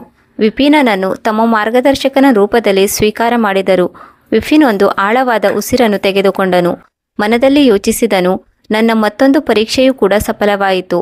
ಭಗವಂತನ ಕೃಪೆಯಿಂದ ಈ ಕೆಲಸವು ಪೂರ್ಣಗೊಂಡಿದೆ. ಆದರೆ ಇದು ಅಂತ್ಯವೇ? ಅಥವಾ ಇನ್ನೂ ನನಗೆ ಹಲವಾರು ಪರೀಕ್ಷೆಗಳಿವೆಯೇ? ಮತ್ತೊಂದು ಪರೀಕ್ಷೆಯೂ ಕೂಡ ಸಫಲವಾದ ಮೇಲೆ ರಾಜನ ಈ ಪರೀಕ್ಷೆಗಳು ಕೇವಲ ಹೊರಗಡೆ ಸಮಸ್ಯೆಗೆ ಸೀಮಿತವಾಗಿರಲಿಲ್ಲ. ಈ ಪರೀಕ್ಷೆಗಳು ಅವರೊಳಗಿನ ಸಂಘರ್ಷವನ್ನು ಕೂಡ ಬೆಳಕಿಗೆ ಚೆಲ್ಲಿತು. ವಿಪಿನನು ಮಾನಸಿಕವಾಗಿ ಹಾಗೂ ಭಾವನಾತ್ಮಕವಾಗಿ ಆಯಾಸಗೊಂಡಿದ್ದನು. ಆದರೆ ರಾಜನ ಮತ್ತೊಂದು ಸಂದೇಶವು ಅವನ ಕೈಗೆ ಸಿಕ್ಕಿತು. ಈ ಸಂದೇಶವು ಅವನ ಮೂರನೇ ಪರೀಕ್ಷೆಯ ಬಗ್ಗೆ ಇತ್ತು. ಈ ಬಾರಿ ಅವರನ್ನು ಯಾವ ಹಳ್ಳಿಗೆ ಕಳುಹಿಸಿದ್ದರೆಂದರೆ ಅಲ್ಲಿ ಸಾಮಾಜಿಕ ಹಾಗೂ ನೈತಿಕ ಅಧಪತನವಾಗಿತ್ತು. ರಾಜನ ಆದೇಶ ಏನಾಗಿತ್ತೆಂದರೆ ಈ ಹಳ್ಳಿಗೆ ಹೋಗಿ ಕಳೆದು ಹೋದ ನೈತಿಕತೆಯನ್ನು ಮರಳಿ ತರುವುದಾಗಿತ್ತು ಮತ್ತು ಸಮಾಜದಲ್ಲಿ ಏಕತೆಯನ್ನು ತರುವುದಾಗಿತ್ತು. ಇದನ್ನು ಕೇಳಿ ವಿಪಿನನಿಗೆ ಇನ್ನೂ ಆಶ್ಚರ್ಯವಾಯಿತು. ಇಲ್ಲಿಯವರೆಗೆ ಅವನು ಪ್ರಾಕೃತಿಕ ಹಾಗೂ ಅನ್ಯಾಯದಿಂದ ಕೂಡಿದ ಸಮಸ್ಯೆಗಳಿಗೆ ಪರಿಹಾರವನ್ನು ಒದಗಿಸುತ್ತಿದ್ದನು. ಆದರೆ ಈ ಪರೀಕ್ಷೆಯು ತುಂಬ ಜಟಿಲವಾಗಿತ್ತು. ಇದು ಜನರ ಹೃದಯ ಹಾಗೂ ಮಾನಸಿಕತೆಯನ್ನು ಬದಲಿಸುವುದಾಗಿತ್ತು. ಮೂರನೇ ಪರೀಕ್ಷೆಗೂ ಕೂಡ ಪಂಡಿತರು ತಮ್ಮ ಯಾತ್ರೆಯನ್ನು ಶುರು ಮಾಡಿದರು. ಆ ಯಾತ್ರೆಯು ತುಂಬ ದೀರ್ಘವಾಗಿತ್ತು ಮತ್ತು ಕಠಿಣವಾಗಿತ್ತು. ಹಳ್ಳಿಗೆ ಬಂದು ತಲುಪಿದಾಗ ಹಳ್ಳಿಯ ವಾತಾವರಣ ತುಂಬ ವಿಚಿತ್ರವಾಗಿತ್ತು. ಬೇರೆ ಹಳ್ಳಿಗೆ ಹೋಲಿಸಿದರೆ ಇಲ್ಲಿಯ ಜನರು ಒಬ್ಬರಿಗೊಬ್ಬರು ಮಾತು ಕೂಡ ಆಡುತ್ತಿರಲಿಲ್ಲ. ಬೀದಿಗಳಲ್ಲಿ ಕೆಲವು ಜನರು ನಿಂತಿದ್ದರು. ಅವರ ಮುಖದ ಮೇಲೆ ಉದಾಸೀನತೆ ಹಾಗೂ ಚಿಂತೆ ಕಾಡುತ್ತಿತ್ತು. ಇಲ್ಲಿಯ ಪರಿಸ್ಥಿತಿಯು ಅರಾಜಕತೆಯಿಂದ ಕೂಡಿತ್ತು. ಪಂಡಿತರು ಹಳ್ಳಿಯ ಮುಖ್ಯಸ್ಥ ರಾಮನಾಥರನ್ನು ಭೇಟಿಯಾದರು. ಅವರಲ್ಲಿ ಕೇಳಿದರು, ಇಲ್ಲಿಯ ಜನರು ಇಷ್ಟೊಂದು ಮೌನ, ಅಸಂತುಷ್ಟ ಏಕಾಗಿದ್ದಾರೆ. ಏನಾದರೂ ದೊಡ್ಡ ಸಮಸ್ಯೆ ಇದೆಯೇ? ರಾಮನಾಥನು ಆಳವಾದ ಉಸಿರನ್ನು ತೆಗೆದುಕೊಳ್ಳುತ್ತಾ ಹೇಳಿದನು, ಪಂಡಿತರೇ, ನಮ್ಮ ಹಳ್ಳಿಯ ಪರಿಸ್ಥಿತಿ ತುಂಬ ಕೆಟ್ಟು ಹೋಗಿದೆ. ಜನರು ಈಗ ಒಬ್ಬರಿಗೊಬ್ಬರ ಮೇಲೆ ವಿಶ್ವಾಸವಿಡುತ್ತಿಲ್ಲ. ಇಲ್ಲಿ ಪ್ರತಿಯೊಬ್ಬರು ತಮ್ಮ ಸ್ವಾರ್ಥಕ್ಕಾಗಿ ಬದುಕುತ್ತಿದ್ದಾರೆ ಮತ್ತು ಜನರು ನೈತಿಕ ಮೌಲ್ಯವನ್ನು ಮರೆತು ಹೋಗಿದ್ದಾರೆ. ಈ ಮೊದಲು ನಮ್ಮ ಹಳ್ಳಿಯು ಶಾಂತಪೂರ್ಣ ಹಾಗೂ ಸಮೃದ್ಧಿಯಿಂದ ಕೂಡಿತ್ತು. ಆದರೀಗ ಇದು ಅರಾಜಕತೆಯಿಂದ ಕೂಡಿದೆ. ಪಂಡಿತರು ಮಾತನ್ನು ಕೇಳಿಸಿಕೊಂಡರು ಮತ್ತು ಯೋಚಿಸಿದರು, ಇದು ಕೇವಲ ಹೊರಗಡೆಯ ಸಮಸ್ಯೆಯಲ್ಲ, ಬದಲಾಗಿ ಜನರ ಒಳಗಿನ ನೈತಿಕತೆಯ ಸಮಸ್ಯೆಯಾಗಿದೆ. ಇದನ್ನು ಬಗೆಹರಿಸುವುದು ಅತಿ ಕಠಿಣ ಸಾಧ್ಯವಾಗಿದೆ. ರಾಮನಾಥನು ಹಳ್ಳಿಯ ಕೆಲವು ಘಟನೆಗಳನ್ನು ಉಲ್ಲೇಖ ಮಾಡಿದನು. ಅವನು ಹೇಳಿದನು, ಕಳೆದ ಕೆಲವು ತಿಂಗಳುಗಳಿಂದ ಚಿಕ್ಕ ಚಿಕ್ಕ ವಿಷಯಕ್ಕಾಗಿ ಹಳ್ಳಿಯಲ್ಲಿ ಜಗಳ ನಡೆಯುತ್ತಿದೆ. ಅಣ್ಣ ತಮ್ಮಂದಿರ ನಡುವೆ ಜಗಳ ನಡೆಯುತ್ತಿದೆ. ಅಪ್ಪ ಅಮ್ಮ ತಮ್ಮ ಮಕ್ಕಳಿಂದ ದೂರವಾಗುತ್ತಿದ್ದಾರೆ. ಇದನ್ನೆಲ್ಲ ನೋಡಿ ತುಂಬ ದುಃಖವಾಗುತ್ತಿದೆ. ಪಂಡಿತರಿಗೆ ಇದನ್ನೆಲ್ಲ ಕೇಳಿ ತುಂಬ ಚಿಂತೆಯಾಯಿತು ಮತ್ತು ಯೋಚಿಸಿದರು, ನಾನು ಇದನ್ನೆಲ್ಲ ಹೇಗೆ ಪರಿಹರಿಸಲು ಸಾಧ್ಯ? ಈ ಸಮಸ್ಯೆಯು ಸಂಪತ್ತು ಅಥವಾ ಅಧರ್ಮದ ಸಮಸ್ಯೆಯಲ್ಲ, ಬದಲಾಗಿ ಇದು ಮಾನವೀಯತೆ ಹಾಗೂ ನೈತಿಕತೆಯ ಸಮಸ್ಯೆಯಾಗಿದೆ. ವಿಪಿನನು ಒಂದು ನಿರ್ಧಾರಕ್ಕೆ ಬಂದನು. ಕೆಲವು ದಿನ ಈ ಹಳ್ಳಿಯಲ್ಲಿ ಕಳೆದರೆ ಈ ಸಮಸ್ಯೆಗೆ ಏನಾದರೂ ಪರಿಹಾರ ದೊರೆಯಬಹುದು ಮತ್ತು ಇಲ್ಲಿಯ ಜನರ ಮಾನಸಿಕತೆಯನ್ನು ತಿಳಿದುಕೊಳ್ಳಬಹುದು. ವಾಸ್ತವಿಕ ಸಮಸ್ಯೆಗೆ ಪರಿಹಾರವನ್ನು ಕಂಡುಕೊಳ್ಳಬಹುದು. ಅವನು ಹಳ್ಳಿಯ ಮಂದಿರದಲ್ಲಿ ಇರುವ ನಿಶ್ಚಯ ಮಾಡಿದನು. ಹಿಂದೊಂದು ದಿನ ಆ ಮಂದಿರವು ಸಾಮಾಜಿಕ ಏಕತೆ ಹಾಗೂ ಧಾರ್ಮಿಕ ಕೇಂದ್ರವಾಗಿ ಪ್ರಸಿದ್ಧಿ ಪಡೆದಿತ್ತು. ಈಗ ಅದು ಖಾಲಿಯಾಗಿ ಬಿದ್ದಿತ್ತು. ವಿಪಿನನ ಮನಸ್ಸು ವ್ಯಾಕುಲವಾಯಿತು. ಮೊದಲಿಗೆ ಅವನು ಹಳ್ಳಿಯ ಮಂದಿರಕ್ಕೆ ಹೋಗಿ ಭಗವಂತನಲ್ಲಿ ಪ್ರಾರ್ಥಿಸಿದನು ಮತ್ತು ಹೇಳಿದನು, ಹೇ ಪ್ರಭು, ನನಗೆ ಸರಿಯಾದ ಮಾರ್ಗವನ್ನು ತೋರಿಸು. ಈ ಪರೀಕ್ಷೆಯು ಕೇವಲ ಹೊರಗಿನ ಸಮಸ್ಯೆಯ ಪರೀಕ್ಷೆಯಲ್ಲ, ಬದಲಾಗಿ ಆಂತರಿಕ ಸಮಸ್ಯೆಯ ಪರೀಕ್ಷೆಯಾಗಿದೆ. ನಾನು ಹೇಗೆ ಈ ಜನರ ಮಧ್ಯೆ ಶಾಂತಿ ಹಾಗೂ ನೈತಿಕತೆಯನ್ನು ಪುನರ್ಸ್ಥಾಪಿಸಬಲ್ಲೆ?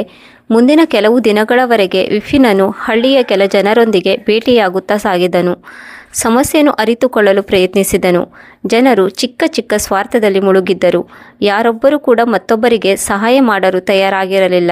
ಜನರ ಸಂಬಂಧದಲ್ಲಿಯೂ ಕೂಡ ಸಂದಿಗ್ಧತೆ ಹಾಗೂ ಬಿಗುವಿನ ವಾತಾವರಣ ಹೆಚ್ಚುತ್ತಾ ಸಾಗಿತ್ತು. ಒಂದು ದಿನ ವಿಪಿನನು ಹಳ್ಳಿಯ ಕೆಲವು ಹಿರಿಯರನ್ನು ಭೇಟಿ ಮಾಡಿದನು ಮತ್ತು ಕೇಳಿದನು, ನಿಮ್ಮ ಹಳ್ಳಿಯಲ್ಲಿ ಯಾವಾಗಿನಿಂದ ಈ ಸ್ಥಿತಿ ತುಂಬಿಕೊಂಡಿದೆ? ಈ ಮೊದಲಂತೂ ಈ ಹಳ್ಳಿಯು ಸಮೃದ್ಧ ಹಾಗೂ ಶಾಂತಿಪೂರ್ಣವಾಗಿತ್ತಲ್ಲವೇ? ಆಗ ಹಳ್ಳಿಯ ಒಬ್ಬ ವಯಸ್ಸಾದ ಮುದುಕ ದೀರ್ಘವಾದ ನಿಟ್ಟುಸಿರನ್ನು ಬಿಡುತ್ತಾ ಹೇಳಿದನು, ಪಂಡಿತರೆ, ಹಳ್ಳಿಯಲ್ಲಿ ಆಸೆ ಬುರುಕುತನ, ಸ್ವಾರ್ಥ ಯಾವಾಗ ಜನ್ಮ ತಾಳಿತು ಆಗಿನಿಂದ ಈ ರೀತಿ ಆಗಲು ಶುರುವಾಯಿತು.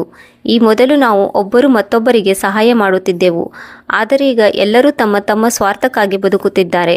ಜನರಲ್ಲಿ ದ್ವೇಷ ಹಾಗೂ ಹೊಟ್ಟೆಕಿಚ್ಚು ಹೆಚ್ಚಾಗಿದೆ. ಅಣ್ಣ ತಮ್ಮಂದಿರು ಬೇರೆ ಬೇರೆಯಾಗಿದ್ದಾರೆ. ಈಗ ಗೆಳೆಯರು ಶತ್ರುಗಳಾಗಿದ್ದಾರೆ. ವಿಪಿನನಿಗೆ ಈಗ ಇದು ಅರ್ಥವಾಯಿತು. ಈ ಸಮಸ್ಯೆಯು ಕೇವಲ ಹೊರಗಡೆ ಸಮಸ್ಯೆ ಆಗಿರಲಿಲ್ಲ, ಇದು ಜನರ ಹೃದಯ ಹಾಗೂ ಮಾನಸಿಕತೆಯಲ್ಲಿ ತುಂಬಿಕೊಂಡಿತ್ತು.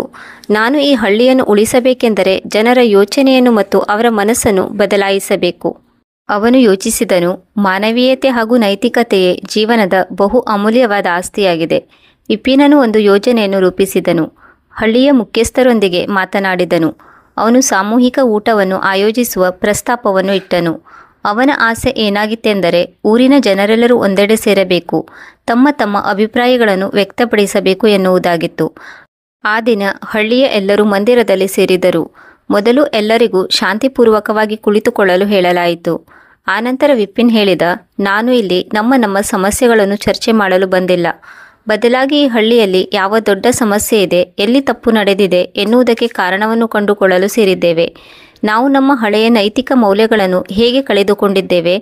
ಆಗ ಹಳ್ಳಿಯ ಮುಖ್ಯಸ್ಥರಾದ ರಾಮನಾಥನು ಎಲ್ಲರಿಗಿಂತ ಮೊದಲು ತನ್ನ ಅನಿಸಿಕೆಯನ್ನು ವ್ಯಕ್ತಪಡಿಸಿದನು. ನಮ್ಮ ಹಳ್ಳಿಯ ಕಲಹವು ನಮ್ಮ ಹಳ್ಳಿಯ ಸಂಬಂಧವನ್ನು ಹಾಗೂ ವಾತಾವರಣವನ್ನು ಹಾಳು ಮಾಡಿದೆ. ನಾವು ಈ ಸಂಬಂಧವನ್ನು ಮತ್ತೊಮ್ಮೆ ಹೇಗೆ ಜೋಡಿಸಬಹುದು? ಹೇಗೆ ಶಾಂತಿಯ ವಾತಾವರಣವನ್ನು ನಿರ್ಮಿಸಬಹುದು? ಆನಂತರ ಹಳ್ಳಿಯ ಜನರು ಒಬ್ಬೊಬ್ಬರಾಗಿ ತಮ್ಮ ಸಮಸ್ಯೆಯನ್ನು ಹೇಳಿಕೊಳ್ಳತೊಡಗಿದರು. ಒಬ್ಬರು ತಮ್ಮ ಮನೆಯಲ್ಲಿ ಪ್ರತಿದಿನ ಜಗಳ ನಡೆಯುತ್ತಿದೆ ಎಂದರೆ ಮತ್ತೊಬ್ಬರು, ನಮ್ಮ ಹಳ್ಳಿಯಲ್ಲಿ ಈಗ ಮೊದಲಿನ ಹಾಗೆ ಸಹಬಾಳ್ವೆ ಇಲ್ಲ. ಹೀಗೆ ನಿಧಾನವಾಗಿ ತಮ್ಮ ದೂರುಗಳನ್ನು ಒಬ್ಬೊಬ್ಬರಾಗಿ ಹೇಳತೊಡಗಿದರು. ಜನರು ತಮ್ಮ ದುಃಖ ಹಾಗೂ ಸಮಸ್ಯೆಯನ್ನು ಎಲ್ಲರಲ್ಲಿ ಹೇಳಿಕೊಳ್ಳುತ್ತಿದ್ದಾಗ ಅವರ ಮನಸ್ಸು ಹಗುರವಾಗುತ್ತಿರುವುದನ್ನು ವಿಪಿನನು ಗಮನಿಸಿದನು. ಅವನಿಗೆ ಅರ್ಥವಾಯಿತು, ಇದು ಕೇವಲ ಆರಂಭ ಮಾತ್ರ. ಜನರಲ್ಲಿ ವಿಶ್ವಾಸ ಹಾಗೂ ಏಕತೆಯನ್ನು ಮೂಡಿಸಲು ನಾವು ಇನ್ನೂ ಪ್ರಯಾಸ ಪಡಬೇಕು. ಸಭೆಯ ಅಂತ್ಯದಲ್ಲಿ ವಿಪಿನ್ ಹೇಳಿದನು, ನಮ್ಮ ಎಲ್ಲಕ್ಕಿಂತ ದೊಡ್ಡ ಸಮಸ್ಯೆ ಏನೆಂದರೆ ನಾವು ಒಬ್ಬರಿಗೊಬ್ಬರ ಮೇಲೆ ವಿಶ್ವಾಸ ಇಡುವುದನ್ನು ಬಿಟ್ಟಿದ್ದೇವೆ. ನಾವು ಮತ್ತೊಮ್ಮೆ ಒಬ್ಬರಿಗೊಬ್ಬರ ಮೇಲೆ ವಿಶ್ವಾಸ ಇಡುವುದನ್ನು ಕಲಿತುಕೊಳ್ಳಬೇಕು ಮತ್ತು ನಮ್ಮ ನೈತಿಕತೆ ಎಲ್ಲಕ್ಕಿಂತ ಅವಶ್ಯವಾಗಿದೆ. ವಿಪಿನನ ಮಾತನ್ನು ಕೇಳಿ ಹಳ್ಳಿಯ ಜನರು ಯೋಚಿಸತೊಡಗಿದರು. ಅವರಿಗೆ ಗೊತ್ತಿತ್ತು, ವಿಪಿನ್ ಸತ್ಯವನ್ನೇ ಹೇಳುತ್ತಿದ್ದಾನೆ. ಆದರೆ ಜನರಲ್ಲಿ ವಿಶ್ವಾಸ ಮೂಡಿಸುವುದು ಅಷ್ಟೊಂದು ಸುಲಭವಾಗಿರಲಿಲ್ಲ. ವಿಪಿನನು ಎಲ್ಲರಿಗೂ ಒಂದು ಆಶ್ವಾಸನೆಯನ್ನು ನೀಡಿದನು. ನಾವೆಲ್ಲರೂ ಸೇರಿ ವಿಶ್ವಾಸವನ್ನು ಮೂಡಿಸಲು ಪ್ರಯತ್ನಪಟ್ಟರೆ ಎಲ್ಲವೂ ಸುಲಭವಾಗುತ್ತದೆ. ನಾವು ನಮ್ಮ ಸ್ವಾರ್ಥವನ್ನು ಬಿಟ್ಟು ಮತ್ತೊಬ್ಬರಿಗೆ ಸಹಾಯ ಮಾಡಬೇಕು. ಈ ಸಭೆಯ ನಂತರ ಹಳ್ಳಿಯಲ್ಲಿ ಒಂದು ರೀತಿಯ ವಿದ್ಯುತ್ ಸಂಚಾರವಾದಂತಾಯಿತು. ಜನರು ತಮ್ಮ ತಮ್ಮಲ್ಲಿ ಬದಲಾವಣೆ ಉಂಟಾಗುತ್ತಿರುವುದನ್ನು ಗಮನಿಸಿದರು. ಅವರು ಮೊದಲ ಬಾರಿಗೆ ತೆರೆದ ಮನಸ್ಸಿನಿಂದ ಒಬ್ಬರಿಗೊಬ್ಬರ ಜೊತೆ ಮಾತನಾಡುತ್ತಿದ್ದರು. ಇದು ಒಂದು ಚಿಕ್ಕ ಆರಂಭವಾಗಿತ್ತು. ಜನರು ತಮ್ಮ ಸಮಸ್ಯೆಗಳನ್ನು ಅರಿತುಕೊಂಡು ಅದನ್ನು ಪರಿಹರಿಸಿಕೊಳ್ಳುವ ನಿಟ್ಟಿನಲ್ಲಿ ಸಾಗಿರುವ ಸಂಕೇತವನ್ನು ಇದು ತೋರಿಸಿತು. ಈ ಸಭೆಯ ನಂತರ ವಿಫಿನನು ಹಳ್ಳಿಯ ಒಂದೊಂದು ಪರಿವಾರದವರೊಂದಿಗೆ ವ್ಯಕ್ತಿಗತವಾಗಿ ಭೇಟಿಯಾಗಲು ಆರಂಭ ಮಾಡಿದನು. ಏಕೆಂದರೆ ವಿಫಿನನಿಗೆ ಈಗ ಅರ್ಥವಾಗಿತ್ತು, ಈ ಹಳ್ಳಿಯ ಸಮಸ್ಯೆಯನ್ನು ಕೇವಲ ಸಾಮೂಹಿಕ ಚರ್ಚೆಯಿಂದ ಬಗೆಹರಿಸಲು ಸಾಧ್ಯವಿಲ್ಲ. ಬದಲಾಗಿ ಪ್ರತಿಯೊಂದು ಪರಿವಾರದ ಸಮಸ್ಯೆ ಬೇರೆ ಬೇರೆಯಾಗಿರುವುದರಿಂದ ಪ್ರತಿಯೊಂದು ಸಮಸ್ಯೆಯನ್ನು ಅರ್ಥ ಮಾಡಿಕೊಳ್ಳುವುದು, ಅದಕ್ಕೆ ಪರಿಹಾರವನ್ನು ಕಂಡುಕೊಳ್ಳುವುದು ತುಂಬ ಅವಶ್ಯಕವಾಗಿತ್ತು. ವಿಫಿನನು ಎಲ್ಲಕ್ಕಿಂತ ಮೊದಲು ಆ ಪರಿವಾರಗಳೊಂದಿಗೆ ಭೇಟಿಯಾಗಲು ಶುರು ಮಾಡಿದನು. ಆಗ ಪ್ರತಿಯೊಂದು ಜಗಳವು ಸಣ್ಣ ಪುಟ್ಟ ವಿಷಯಗಳಿಂದ ಶುರುವಾಗಿ ನಂತರ ಅದು ದೊಡ್ಡ ಜಗಳಕ್ಕೆ ಕಾರಣವಾಗಿರುವುದನ್ನು ಅವನು ಗಮನಿಸಿದನು. ಹೀಗೆ ಅವನು ಹಳ್ಳಿಯ ಒಂದು ಪ್ರಮುಖ ಪರಿವಾರದವರೊಂದಿಗೆ ಭೇಟಿಯಾದನು. ಈ ಪರಿವಾರವು ಇಬ್ಬರು ಸಹೋದರರಾದ ರಾಮಣ್ಣ ಮತ್ತು ಶಾಮಣ್ಣ ಅವರ ನಡುವೆ ಇತ್ತು. ಇಬ್ಬರು ಸಹೋದರರು ಮೊದಲು ಒಂದಾಗಿರುತ್ತಿದ್ದರು. ಅವರು ಈಗ ಮಾತನ್ನು ಕೂಡ ಆಡುತ್ತಿರಲಿಲ್ಲ. ವಿಪಿನನು ಇಬ್ಬರು ಸಹೋದರರಲ್ಲಿ ಬೇರೆ ಬೇರೆಯಾಗಿ ಮಾತನಾಡಿದನು. ಆಗ ರಾಮಣ್ಣ ಹೇಳಿದನು, ಪಂಡಿತರೇ, ನನ್ನ ತಮ್ಮ ನನ್ನನ್ನು ಅರ್ಥ ಮಾಡಿಕೊಳ್ಳುವುದಿಲ್ಲ.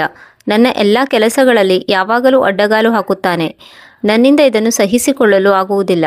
ಶಾಮಣ್ಣನು ಕೂಡ ಅದೇ ದೂರು ನೀಡಿದನು. ಅವನು ಇಬ್ಬರು ಸಹೋದರರ ಮಾತುಗಳನ್ನು ಗಮನವಿಟ್ಟು ಕೇಳಿಸಿಕೊಂಡನು. ಆನಂತರ ಅವನು ಇಬ್ಬರು ಸಹೋದರರನ್ನು ಒಟ್ಟಿಗೆ ಕೂರಿಸಿ ಹೇಳಿದನು, ಸಹೋದರರೇ, ನೀವಿಬ್ಬರು ಒಂದೇ ಪರಿವಾರದಿಂದ ಬಂದಿದ್ದೀರಿ. ನಿಮ್ಮ ಬಾಲ್ಯವನ್ನು ಜೊತೆಯಲ್ಲಿ ಕಳೆದಿದ್ದೀರಿ. ಚಿಕ್ಕ ಚಿಕ್ಕ ಮಾತುಗಳು ಏಕೆ ನಿಮ್ಮ ಸಂಬಂಧವನ್ನು ಹಾಳು ಮಾಡುತ್ತಿವೆ? ಇಂತಹ ತಪ್ಪು ತಿಳುವಳಿಕೆಯಿಂದಾಗಿ ನಿಮ್ಮ ಮಕ್ಕಳ ಮೇಲೆ ಯಾವ ರೀತಿ ಪರಿಣಾಮ ಬೀರುತ್ತಿದೆ ಎಂದು ನಿಮಗೆ ಗೊತ್ತೇನು? ಅವರು ಕೂಡ ಈಗ ಒಬ್ಬರಿಗೊಬ್ಬರು ದೂರವಾಗುತ್ತಿದ್ದಾರೆ. ಇಬ್ಬರು ಸಹೋದರರು ವಿಫಿನ್ನನ ಮಾತು ಕೇಳಿ ಯೋಚನೆಯಲ್ಲಿ ಮುಳುಗಿದರು. ನಮ್ಮ ಈ ಜಗಳವು ನಮ್ಮ ಮಕ್ಕಳ ಮೇಲೆ ಪ್ರಭಾವ ಬೀರುತ್ತದೆ ಎಂದು ಅವರಿಬ್ಬರು ಎಂದಿಗೂ ಯೋಚಿಸಿರಲಿಲ್ಲ. ವಿಫಿನನು ಅವರ ಕಣ್ಣಲ್ಲಿ ನೋಡಿ ಹೇಳಿದನು, ಒಂದು ವೇಳೆ ನೀವು ಮತ್ತೊಮ್ಮೆ ಒಂದಾದರೆ ನಿಮ್ಮ ಮಕ್ಕಳು ಕೂಡ ಒಂದಾಗುತ್ತಾರೆ. ನೀವು ಕೇವಲ ಈಗ ಒಂದು ಹೆಜ್ಜೆ ಇಡಬೇಕು. ನೀವು ಇದಕ್ಕಾಗಿ ನಿಮ್ಮ ಅಹಂಕಾರವನ್ನು ಬಿಟ್ಟು ನಿಮ್ಮ ಕುಟುಂಬವನ್ನು ಜೋಡಿಸುವ ಪ್ರಯತ್ನ ಮಾಡುತ್ತೀರೇನು? ವಿಫಿನನ ಈ ವಿನಮ್ರವಾದ ಜಾಗೃತೆಯ ಮಾತನ್ನು ಕೇಳಿ ಇಬ್ಬರು ಸಹೋದರರು ಯೋಚನೆಯಲ್ಲಿ ಮುಳುಗಿದರು. ಇದು ಅವರ ಮೇಲೆ ತುಂಬ ಪರಿಣಾಮ ಬೀರಿತು. ಸ್ವಲ್ಪ ಹೊತ್ತು ಮೌನದ ನಂತರ ಇಬ್ಬರು ಸಹೋದರರು ಒಬ್ಬರ ಮುಖ ಒಬ್ಬರು ನೋಡಿಕೊಂಡರು. ಆಗ ರಾಮಣ್ಣ ಹೇಳಿದನು, ಬಹುಶಃ ನನ್ನಿಂದ ಕೂಡ ಕೆಲವು ತಪ್ಪಾಗಿರಬಹುದು. ಅದಕ್ಕಾಗಿ ನನ್ನನ್ನು ಕ್ಷಮಿಸು. ಆಗ ಶಾಮಣ್ಣನು ತಲೆ ತಗ್ಗಿಸಿ ಹೇಳಿದನು, ಅಣ್ಣ, ನನ್ನನ್ನು ಕೂಡ ಕ್ಷಮಿಸು. ಶಾಮಣ್ಣ ಹಾಗೂ ರಾಮಣ್ಣರಲ್ಲಿ ಆದ ಬದಲಾವಣೆಯನ್ನು ನೋಡಿ ಪಂಡಿತರಿಗೆ ತುಂಬ ಸಂತೋಷವಾಯಿತು. ಅವರು ಯೋಚಿಸಿದರು, ಈ ಚಿಕ್ಕ ಗೆಲುವು ಹಳ್ಳಿಯಲ್ಲಿ ದೊಡ್ಡ ಬದಲಾವಣೆಯನ್ನು ಉಂಟು ಮಾಡಬಹುದು. ವಿಫಿನನ ಈ ಪ್ರಯತ್ನದ ಪ್ರಭಾವವು ನಿಧಾನವಾಗಿ ಹಳ್ಳಿಯ ಬೇರೆ ಬೇರೆ ಪರಿವಾರಗಳಲ್ಲೂ ಕೂಡ ಕಾಣಿಸತೊಡಗಿತು. ರಾಮಣ್ಣ ಹಾಗೂ ಶಾಮಣ್ಣ ಒಂದಾಗಿರುವುದನ್ನು ನೋಡಿ ಜನರು ತುಂಬ ಆಶ್ಚರ್ಯಚಕಿತರಾದರು. ಇದರಿಂದ ಹಳ್ಳಿಯಲ್ಲಿ ಒಂದು ಹೊಸ ಆಶಾಕಿರಣದ ಸಂಚಾರವಾಯಿತು. ಆದ್ದರಿಂದ ಜನರು ತಮ್ಮ ಚಿಕ್ಕ ಪುಟ್ಟ ಸಮಸ್ಯೆಗಳಿಗಾಗಿ ಪಂಡಿತರ ಬಳಿಗೆ ಬರತೊಡಗಿದರು. ಈಗ ವಿಫಿನನಿಗೆ ಅರ್ಥವಾಯಿತು, ಜನರ ಬಳಿ ಸಮಾಧಾನದಿಂದ ಕುಳಿತು ಮಾತನಾಡಿದರೆ ಸಮಸ್ಯೆಗೆ ಪರಿಹಾರವನ್ನು ಕಂಡುಕೊಳ್ಳಬಹುದು. ಹಳ್ಳಿಯ ಜನರು ತಪ್ಪು ತಿಳುವಳಿಕೆ ಮತ್ತು ಅಹಂಕಾರದಿಂದಾಗಿ ಒಬ್ಬರಿಗೊಬ್ಬರು ದೂರವಾಗಿದ್ದರು. ಈಗ ಪಂಡಿತರ ಕಾರ್ಯವೇನಾಗಿತ್ತು ಎಂದರೆ ಈ ದೂರವನ್ನು ಕಡಿಮೆ ಮಾಡುವುದು ಮತ್ತು ಎಲ್ಲರಲ್ಲಿಯೂ ಏಕತೆಯನ್ನು ಮೂಡಿಸುವುದಾಗಿತ್ತು. ಹಳ್ಳಿಯಲ್ಲಿ ಬದಲಾವಣೆಯ ಆರಂಭವಾಗಿತ್ತು. ಆದರೆ ವಿಫಿನನ ಮನಸ್ಸಿನಲ್ಲಿ ವಿಚಿತ್ರವಾದ ಗೊಂದಲ ಮೂಡಿತ್ತು. ವಿಫಿನ್ ಯೋಚಿಸಿದನು, ನಾನು ಕೆಲವು ಪರಿವಾರಗಳಲ್ಲಿ ಬದಲಾವಣೆಯನ್ನು ಉಂಟು ಮಾಡಿದ್ದೇನೆ. ಆದರೆ ಇನ್ನು ಕೆಲವರು ಈ ಬದಲಾವಣೆಗೆ ಒಪ್ಪಿಕೊಳ್ಳಲು ಈಗಲೂ ಸಿದ್ಧವಾಗಿರಲಿಲ್ಲ. ನಾನು ಈ ಹಳ್ಳಿಯನ್ನು ಸಂಪೂರ್ಣವಾಗಿ ಒಂದುಗೂಡಿಸಲು ಸಾಧ್ಯವೇ? ಪಂಡಿತರಿಗೆ ಯಾವಾಗ ಸಮಸ್ಯೆ ಬಂದಿತು ಎಂದರೆ ಊರಿನ ಅತಿದೊಡ್ಡ ಪರಿವಾರವು ಈಗ ಪಂಡಿತರನ್ನು ವಿರೋಧಿಸತೊಡಗಿತು. ಈ ಪರಿವಾರವು ಆಸ್ತಿ ಅಂತಸ್ತುಗಳಲ್ಲಿ ಶಕ್ತಿಯಲ್ಲಿ ಎಲ್ಲರಿಗಿಂತ ಮುಂದಿತ್ತು. ಈ ಪರಿವಾರದ ಮುಖ್ಯಸ್ಥ ಬಲರಾಮನು ಎಲ್ಲರ ಸಮ್ಮುಖದಲ್ಲಿಯೇ ವಿಫಿನನ ಕಾರ್ಯವನ್ನು ವಿರೋಧ ಮಾಡತೊಡಗಿದನು. ಅವನು ಹೇಳಿದನು, ಪಂಡಿತರೇ, ಈ ಏಕತೆಯ ಮಾತುಗಳನ್ನು ಆಡುವುದೇ ವ್ಯರ್ಥ. ಹಳ್ಳಿಯ ಜನರು ಸ್ವಾರ್ಥಿಗಳಾಗಿದ್ದಾರೆ. ಅವರನ್ನು ಬದಲಾಯಿಸುವುದು ಅಸಂಭವವಾಗಿದೆ.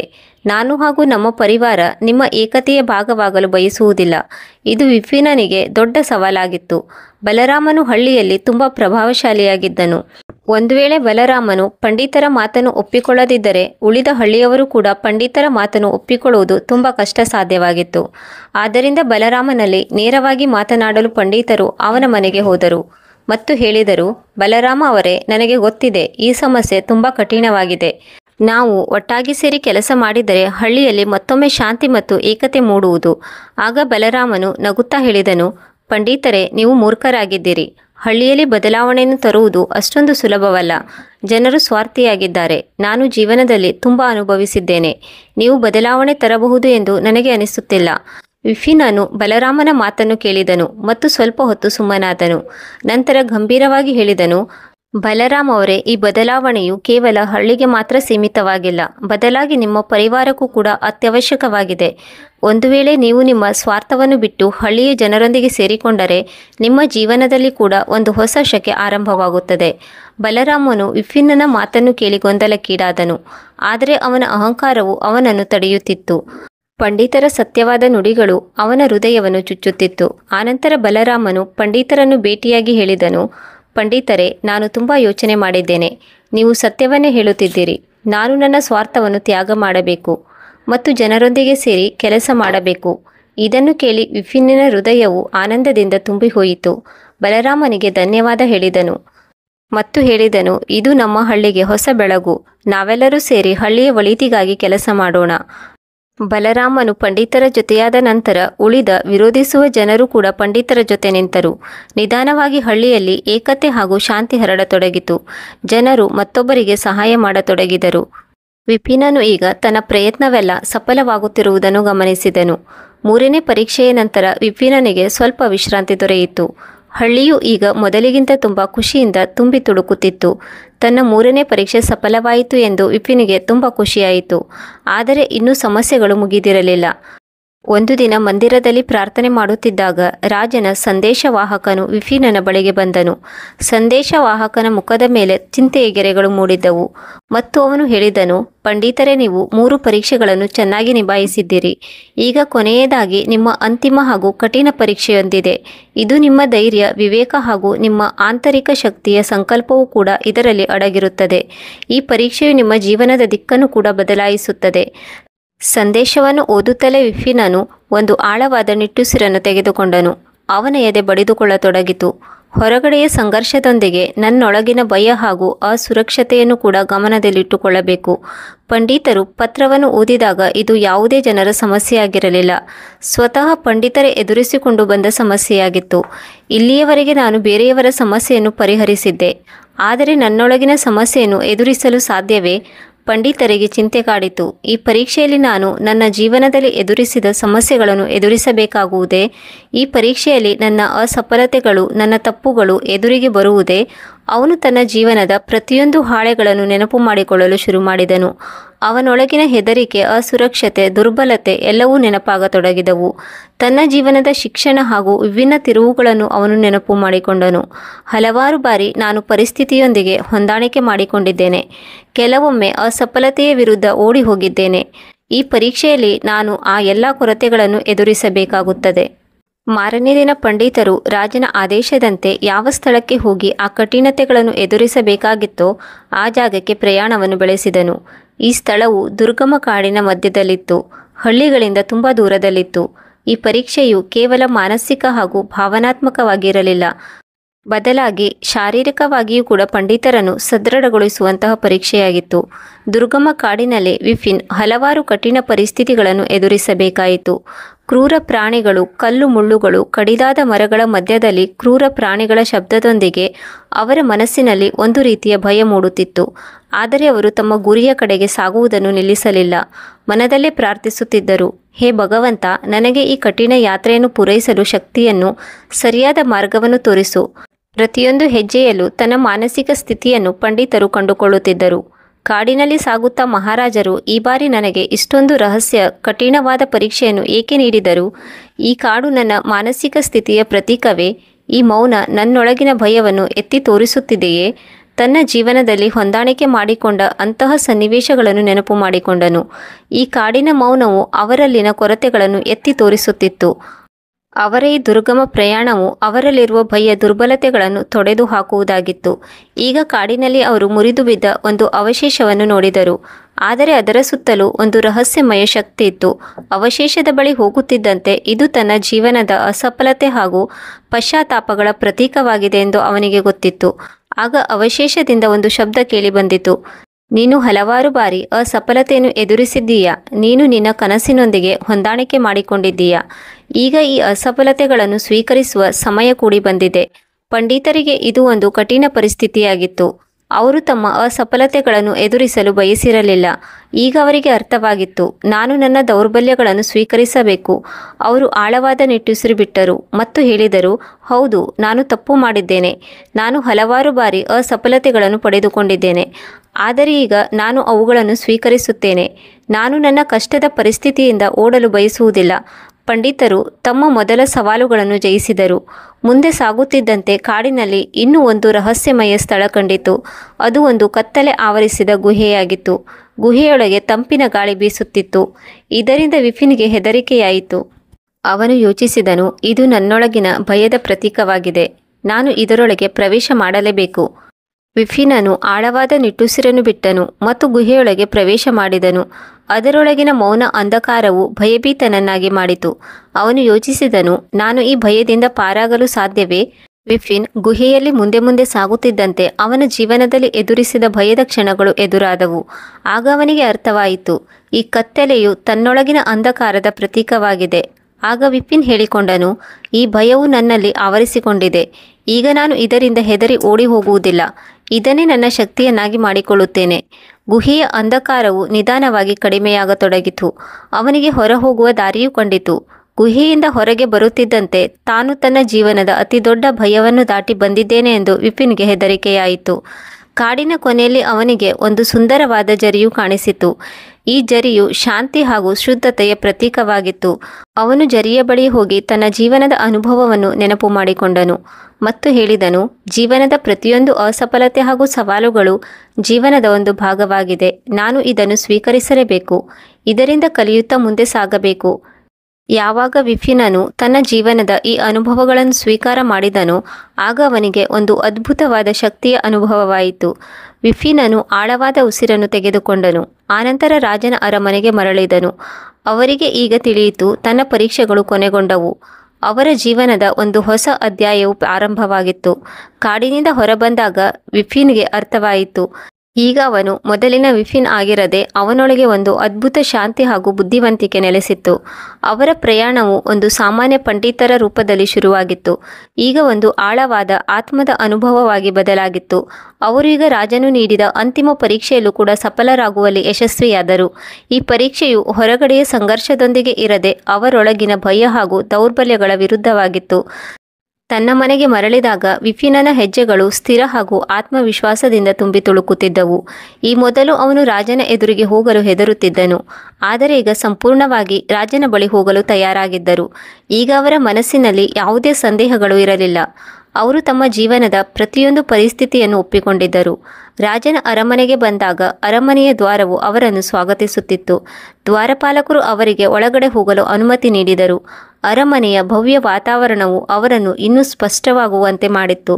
ಈಗ ಅವರು ಕೇವಲ ಸಾಮಾನ್ಯ ಪಂಡಿತರಾಗಿರಲಿಲ್ಲ, ಆತ್ಮ ಸಾಕ್ಷಾತ್ಕಾರದಿಂದ ಕಂಗೊಳಿಸುತ್ತಿದ್ದರು. ಅವರು ತಮ್ಮ ಜೀವನದ ಸತ್ಯವನ್ನು ಆಳವಾಗಿ ಅರಿತುಕೊಂಡಿದ್ದರು. ಅರಮನೆಯ ಒಳಗೆ ಪ್ರವೇಶಿಸಿ ಅವರು ನೇರವಾಗಿ ರಾಜನ ದರ್ಬಾರಿಗೆ ಪ್ರವೇಶ ಮಾಡಿದರು. ಅಲ್ಲಿ ರಾಜನನ್ನು ಭೇಟಿಯಾಗಲು ಹಲವಾರು ಜನರು ತಮ್ಮ ತಮ್ಮ ಸಮಸ್ಯೆಗಳನ್ನು ಇಟ್ಟುಕೊಂಡು ಕಾಯುತ್ತಿದ್ದರು. ಪಂಡಿತರು ದರ್ಬಾರನ್ನು ಪ್ರವೇಶಿಸುತ್ತಿದ್ದಂತೆ ಒಂದು ಮೌನ ಆವರಿಸಿತು. ಎಲ್ಲ ದರ್ಬಾರಿಗಳು, ಮಂತ್ರಿಗಣಗಳು ತದೇಕ ಚಿತ್ತದಿಂದ ಪಂಡಿತರನ್ನೇ ನೋಡತೊಡಗಿದರು. ಈ ಮೊದಲು ಭಯ ಹಾಗೂ ಸಂಕೋಚದಿಂದ ಪಂಡಿತರು ದರ್ಬಾರನ್ನು ಪ್ರವೇಶಿಸುತ್ತಿದ್ದರು. ಆದರೆ ಈಗ ಇವರ ಮುಖದಲ್ಲಿ ಅದ್ಭುತ ಶಾಂತಿ ಹಾಗೂ ಆತ್ಮವಿಶ್ವಾಸದ ಹೊಳಪು ಕಂಗೊಳಿಸುತ್ತಿತ್ತು. ಸಿಂಹಾಸನದಲ್ಲಿ ವಿರಾಜಮಾನನಾಗಿದ್ದ ರಾಜನು ವಿಪಿನನನ್ನು ನೋಡುತ್ತಿದ್ದಂತೆ ಅವರ ಮುಖದಲ್ಲಿ ಕಿರುನಗೆ ಮೂಡಿತು. ಸಫಲತಾಪೂರ್ವಕವಾಗಿ ಪರೀಕ್ಷೆಯನ್ನು ಪೂರೈಸಿದ ಪಂಡಿತರನ್ನು ನೋಡಿ ರಾಜನು ತಕ್ಷಣ ಅವರ ಕಡೆಗೆ ನೋಡಿ ಹೇಳಿದರು, ಬನ್ನಿ ಪಂಡಿತರೇ, ನೀವು ನಿಮ್ಮ ಪ್ರಯಾಣವನ್ನು ಸಫಲತಾಪೂರ್ವಕವಾಗಿ ಪೂರ್ಣಗೊಳಿಸಿದ್ದೀರಿ ಎಂದು ನಿಮ್ಮನ್ನು ನೋಡಿ ನನಗೆ ತುಂಬ ಖುಷಿಯಾಗುತ್ತಿದೆ. ಈ ನಿಮ್ಮ ಪ್ರಯಾಣವು ನಿಮಗೆ ನಿಮ್ಮ ಜೀವನದಲ್ಲಿ ಯಾವ ಪಾಠವನ್ನು ಕಲಿಸಿತು ಎನ್ನುವುದನ್ನು ನನಗೆ ಹೇಳಿ. ಆಗ ಪಂಡಿತರು ತಲೆ ಬಗ್ಗಿಸಿ ರಾಜರಿಗೆ ವಂದಿಸಿದರು ಮತ್ತು ನಿಧಾನವಾಗಿ ಹೇಳಲು ಶುರು ಮಾಡಿದರು. ಮಹಾರಾಜರೇ, ಈ ಯಾತ್ರೆಯು ನನ್ನ ಜೀವನದ ಅತಿದೊಡ್ಡ ಸತ್ಯವನ್ನು ನನ್ನ ಮುಂದೆ ಸಾಕ್ಷಾತ್ಕಾರಗೊಳಿಸಿತು. ನಮ್ಮ ಹೋರಾಟವು ಹೊರಗಿನ ಹೋರಾಟವಲ್ಲ, ಬದಲಾಗಿ ನಮ್ಮೊಳಗೆ ನಾವು ನಮ್ಮನ್ನು ಗೆಲ್ಲಲು ಹೋರಾಡಬೇಕಾಗಿದೆ. ಈ ಅಮೂಲ್ಯವಾದ ಸತ್ಯವನ್ನು ಈ ಪ್ರಯಾಣವು ಕಲಿಸಿತು. ಈ ಯಾತ್ರೆಯು ನನ್ನ ಅಸಹಾಯಕತೆ, ನನ್ನ ಭಯ ಮತ್ತು ಅಸಫಲತೆಗಳ ವಿರುದ್ಧ ಹೋರಾಡುವುದನ್ನು ನನಗೆ ಕಲಿಸಿಕೊಟ್ಟಿತು. ನಾನು ಇದರಿಂದ ಯಾವ ಪಾಠ ಕಲಿತೇನೆಂದರೆ, ನಾವು ಕೇವಲ ಮತ್ತೊಬ್ಬರಿಗಾಗಿ ಪರಿಹಾರವನ್ನು ಒದಗಿಸದೆ ನಮಗಾಗಿಯೂ ಕೂಡ ನ್ಯಾಯ ಹಾಗೂ ಸತ್ಯದ ಮಾರ್ಗದಲ್ಲಿ ಸಾಗಬೇಕು. ರಾಜರು ವಿಪಿನನ ಮಾತನ್ನು ಕೇಳಿ ತಲೆ ಆಡಿಸಿದರು ಮತ್ತು ಗಂಭೀರವಾಗಿ ಹೇಳಿದರು, ನಿನ್ನ ಮಾತುಗಳೇ ನಿನ್ನ ಅನುಭವವನ್ನು ಹೇಳುತ್ತಿವೆ. ನಾನು ನಿನ್ನನ್ನು ಇದೇ ಕಾರಣಕ್ಕಾಗಿ ಈ ಯಾತ್ರೆಗೆ ಕಳುಹಿಸಿದ್ದೆ. ನೀನು ಕೇವಲ ಜನರ ಸಮಸ್ಯೆಗಳನ್ನು ಬಗೆಹರಿಸದೆ ನಿನ್ನೊಳಗಿನ ಅಸಫಲತೆ, ಭಯ, ದುರ್ಬಲತೆಗಳ ಜೊತೆಗೂ ಕೂಡ ನೀನು ಹೋರಾಡಲು ಸಾಧ್ಯವಾಗುವಂತೆ ನಿನ್ನನ್ನು ನೀನು ಅರಿತುಕೊಳ್ಳಬೇಕೆಂದು ನಾನು ಬಯಸಿದ್ದೆ. ಈ ಜಗತ್ತು ನಮ್ಮನ್ನು ನಾವು ಸರಿಯಾಗಿ ಅರ್ಥ ಮಾಡಿಕೊಂಡಾಗ ಮಾತ್ರ ನಮಗೆ ಸರಿಯಾಗಿ ಅರ್ಥವಾಗುತ್ತದೆ. ಮತ್ತೆ ರಾಜ ಹೇಳಿದನು, ಈ ಆತ್ಮ ಸಫಲತೆಯ ಯಾತ್ರೆಯು ಕೇವಲ ನಿಮಗಾಗಿ ಮಾತ್ರವಲ್ಲ. ಯಾರ್ಯಾರು ತಮ್ಮ ಜೀವನದಲ್ಲಿ ಅಸಫಲತೆಯೊಂದಿಗೆ ಸಂಘರ್ಷಗಳನ್ನು ಎದುರಿಸುತ್ತಿರುತ್ತಾರೋ ಅಂಥವರೆಲ್ಲರಿಗೂ ಇದು ಮಾದರಿಯಾಗಿದೆ. ಈಗ ನಾನು ಬಯಸುವುದೇನೆಂದರೆ, ಈಗ ನೀವು ನಿಮ್ಮ ಅನುಭವವನ್ನು ಮತ್ತೊಬ್ಬರಿಗೆ ಪ್ರಸ್ತುತಪಡಿಸಿ ಅವರು ಕೂಡ ಸತ್ಯ ಹಾಗೂ ಆತ್ಮ ಸಾಕ್ಷಾತ್ಕಾರದ ಯಾತ್ರೆಯಲ್ಲಿ ಸಾಗಲು ಪ್ರೇರಣೆಯಾಗಲಿ. ವಿಫಿನನು ರಾಜನ ಮಾತನ್ನು ಕೇಳಿ ತಲೆ ತಗ್ಗಿಸಿದನು. ಅವನಿಗೆ ಈಗ ಅರ್ಥವಾಗಿತ್ತು, ಅವನ ಯಾತ್ರೆಯು ಇನ್ನೂ ಮುಗಿದಿಲ್ಲ. ಈಗ ಅವನು ಸಮಾಜದ ಬೇರೆ ಜನರಿಗೂ ಸಹಾಯ ಮಾಡಬೇಕಾಗಿತ್ತು. ಅವರು ಕೂಡ ತಮ್ಮೊಳಗಿನ ಭಯ ಹಾಗೂ ಅಸುರಕ್ಷತೆಯಿಂದ ಹೋರಾಡಲು ಸಾಧ್ಯವಾಗಬೇಕು. ರಾಜನು ವಿಫಿನನ ಹೊಸ ಭೂಮಿಕೆಯನ್ನು ಘೋಷಣೆ ಮಾಡುತ್ತಾ ಹೇಳಿದನು, ಪಂಡಿತರೇ, ಈಗ ನಿಮ್ಮ ಕಾರ್ಯವು ಪೂಜಾ ಪಾಠಗಳಿಗೆ ಮಾತ್ರ ಸೀಮಿತವಾಗಿರುವುದಿಲ್ಲ. ನಾನು ನಿಮ್ಮನ್ನು ಈ ರಾಜ್ಯದ ಮಾರ್ಗದರ್ಶಕನನ್ನಾಗಿ ನೇಮಕ ಮಾಡುತ್ತೇನೆ. ನೀವು ನಮ್ಮ ರಾಜ್ಯದ ಬೇರೆ ಬೇರೆ ಭಾಗಗಳಿಗೆ ಹೋಗಿ ಜನರ ಸಮಸ್ಯೆಗಳನ್ನು ನಿವಾರಿಸಬೇಕು. ಅವರ ಆತ್ಮ ಸಾಕ್ಷಾತ್ಕಾರಕ್ಕಾಗಿ ಜಾಗರೂಕತೆಯ ಮಾರ್ಗವನ್ನು ಅವರಿಗೆ ತೋರಿಸಬೇಕು. ರಾಜನ ಈ ಘೋಷಣೆಯನ್ನು ಕೇಳಿ ದರ್ಬಾರಿನಲ್ಲಿರುವ ಎಲ್ಲರೂ ಹೈರಾಣಾದರು. ವಿಫಿನನು ಒಂದು ಸಾಧಾರಣ ಪಂಡಿತರ ರೂಪದಲ್ಲಿ ದರ್ಬಾರಿಗೆ ಬಂದಿದ್ದನು. ಈಗ ಇಡೀ ರಾಜ್ಯದ ಮಾರ್ಗದರ್ಶಕನಾಗಿ ಬದಲಾಗಿದ್ದನು. ಇದು ಅವನಿಗೆ ಒಂದು ದೊಡ್ಡ ಗೌರವವಾಗಿತ್ತು. ಇದರ ಜೊತೆಗೆ ಒಂದು ಜವಾಬ್ದಾರಿ ಕೂಡ ಇತ್ತು. ವಿಪಿನನು ರಾಜನ ಕಡೆಗೆ ನೋಡುತ್ತಾ ಹೇಳಿದನು, ಮಹಾರಾಜರೇ, ನಾನು ನಿಮ್ಮ ನಿರ್ಣಯವನ್ನು ತುಂಬು ಹೃದಯದಿಂದ ಸ್ವೀಕರಿಸುತ್ತೇನೆ. ನಾನು ತುಂಬ ನಿಷ್ಠೆಯಿಂದ ನನ್ನ ಕರ್ತವ್ಯವನ್ನು ಪಾಲನೆ ಮಾಡುತ್ತೇನೆ. ನನ್ನ ಲಕ್ಷ್ಯವು ಕೇವಲ ಜನರ ಸಮಸ್ಯೆಗಳನ್ನು ನಿವಾರಿಸುವುದಷ್ಟೇ ಅಲ್ಲದೆ ಅವರ ಜೀವನದ ಸತ್ಯವನ್ನು ಕೂಡ ಸಾಕ್ಷಾತ್ಕಾರಗೊಳಿಸುವುದಾಗಿದೆ. ಆನಂತರ ವಿಫಿನನು ರಾಜ್ಯದ ವಿವಿಧ ಭಾಗಗಳಿಗೆ ಯಾತ್ರೆ ಮಾಡಲು ಶುರು ಮಾಡಿದನು. ಅವನ ಜೀವನವು ಸಂಪೂರ್ಣವಾಗಿ ಬದಲಾಗಿತ್ತು. ಅವರ ಉದ್ದೇಶವು ಒಂದು ಮಾರ್ಗದರ್ಶಕನಾಗಿ ಜನರು ತಮ್ಮ ಜೀವನದ ಕಠಿಣ ಪರಿಸ್ಥಿತಿಯನ್ನು ಎದುರಿಸಲು ಸಜ್ಜುಗೊಳಿಸುವುದಾಗಿತ್ತು.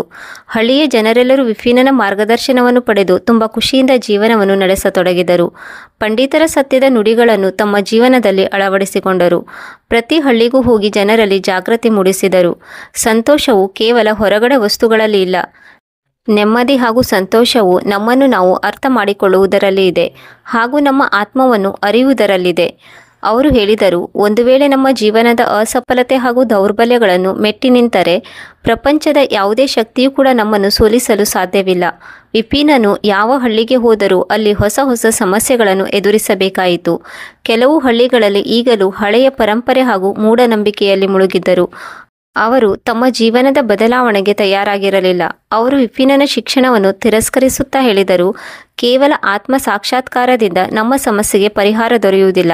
ನಮಗೆ ನಿಜವಾದ ಪರಿಹಾರ ಬೇಕು.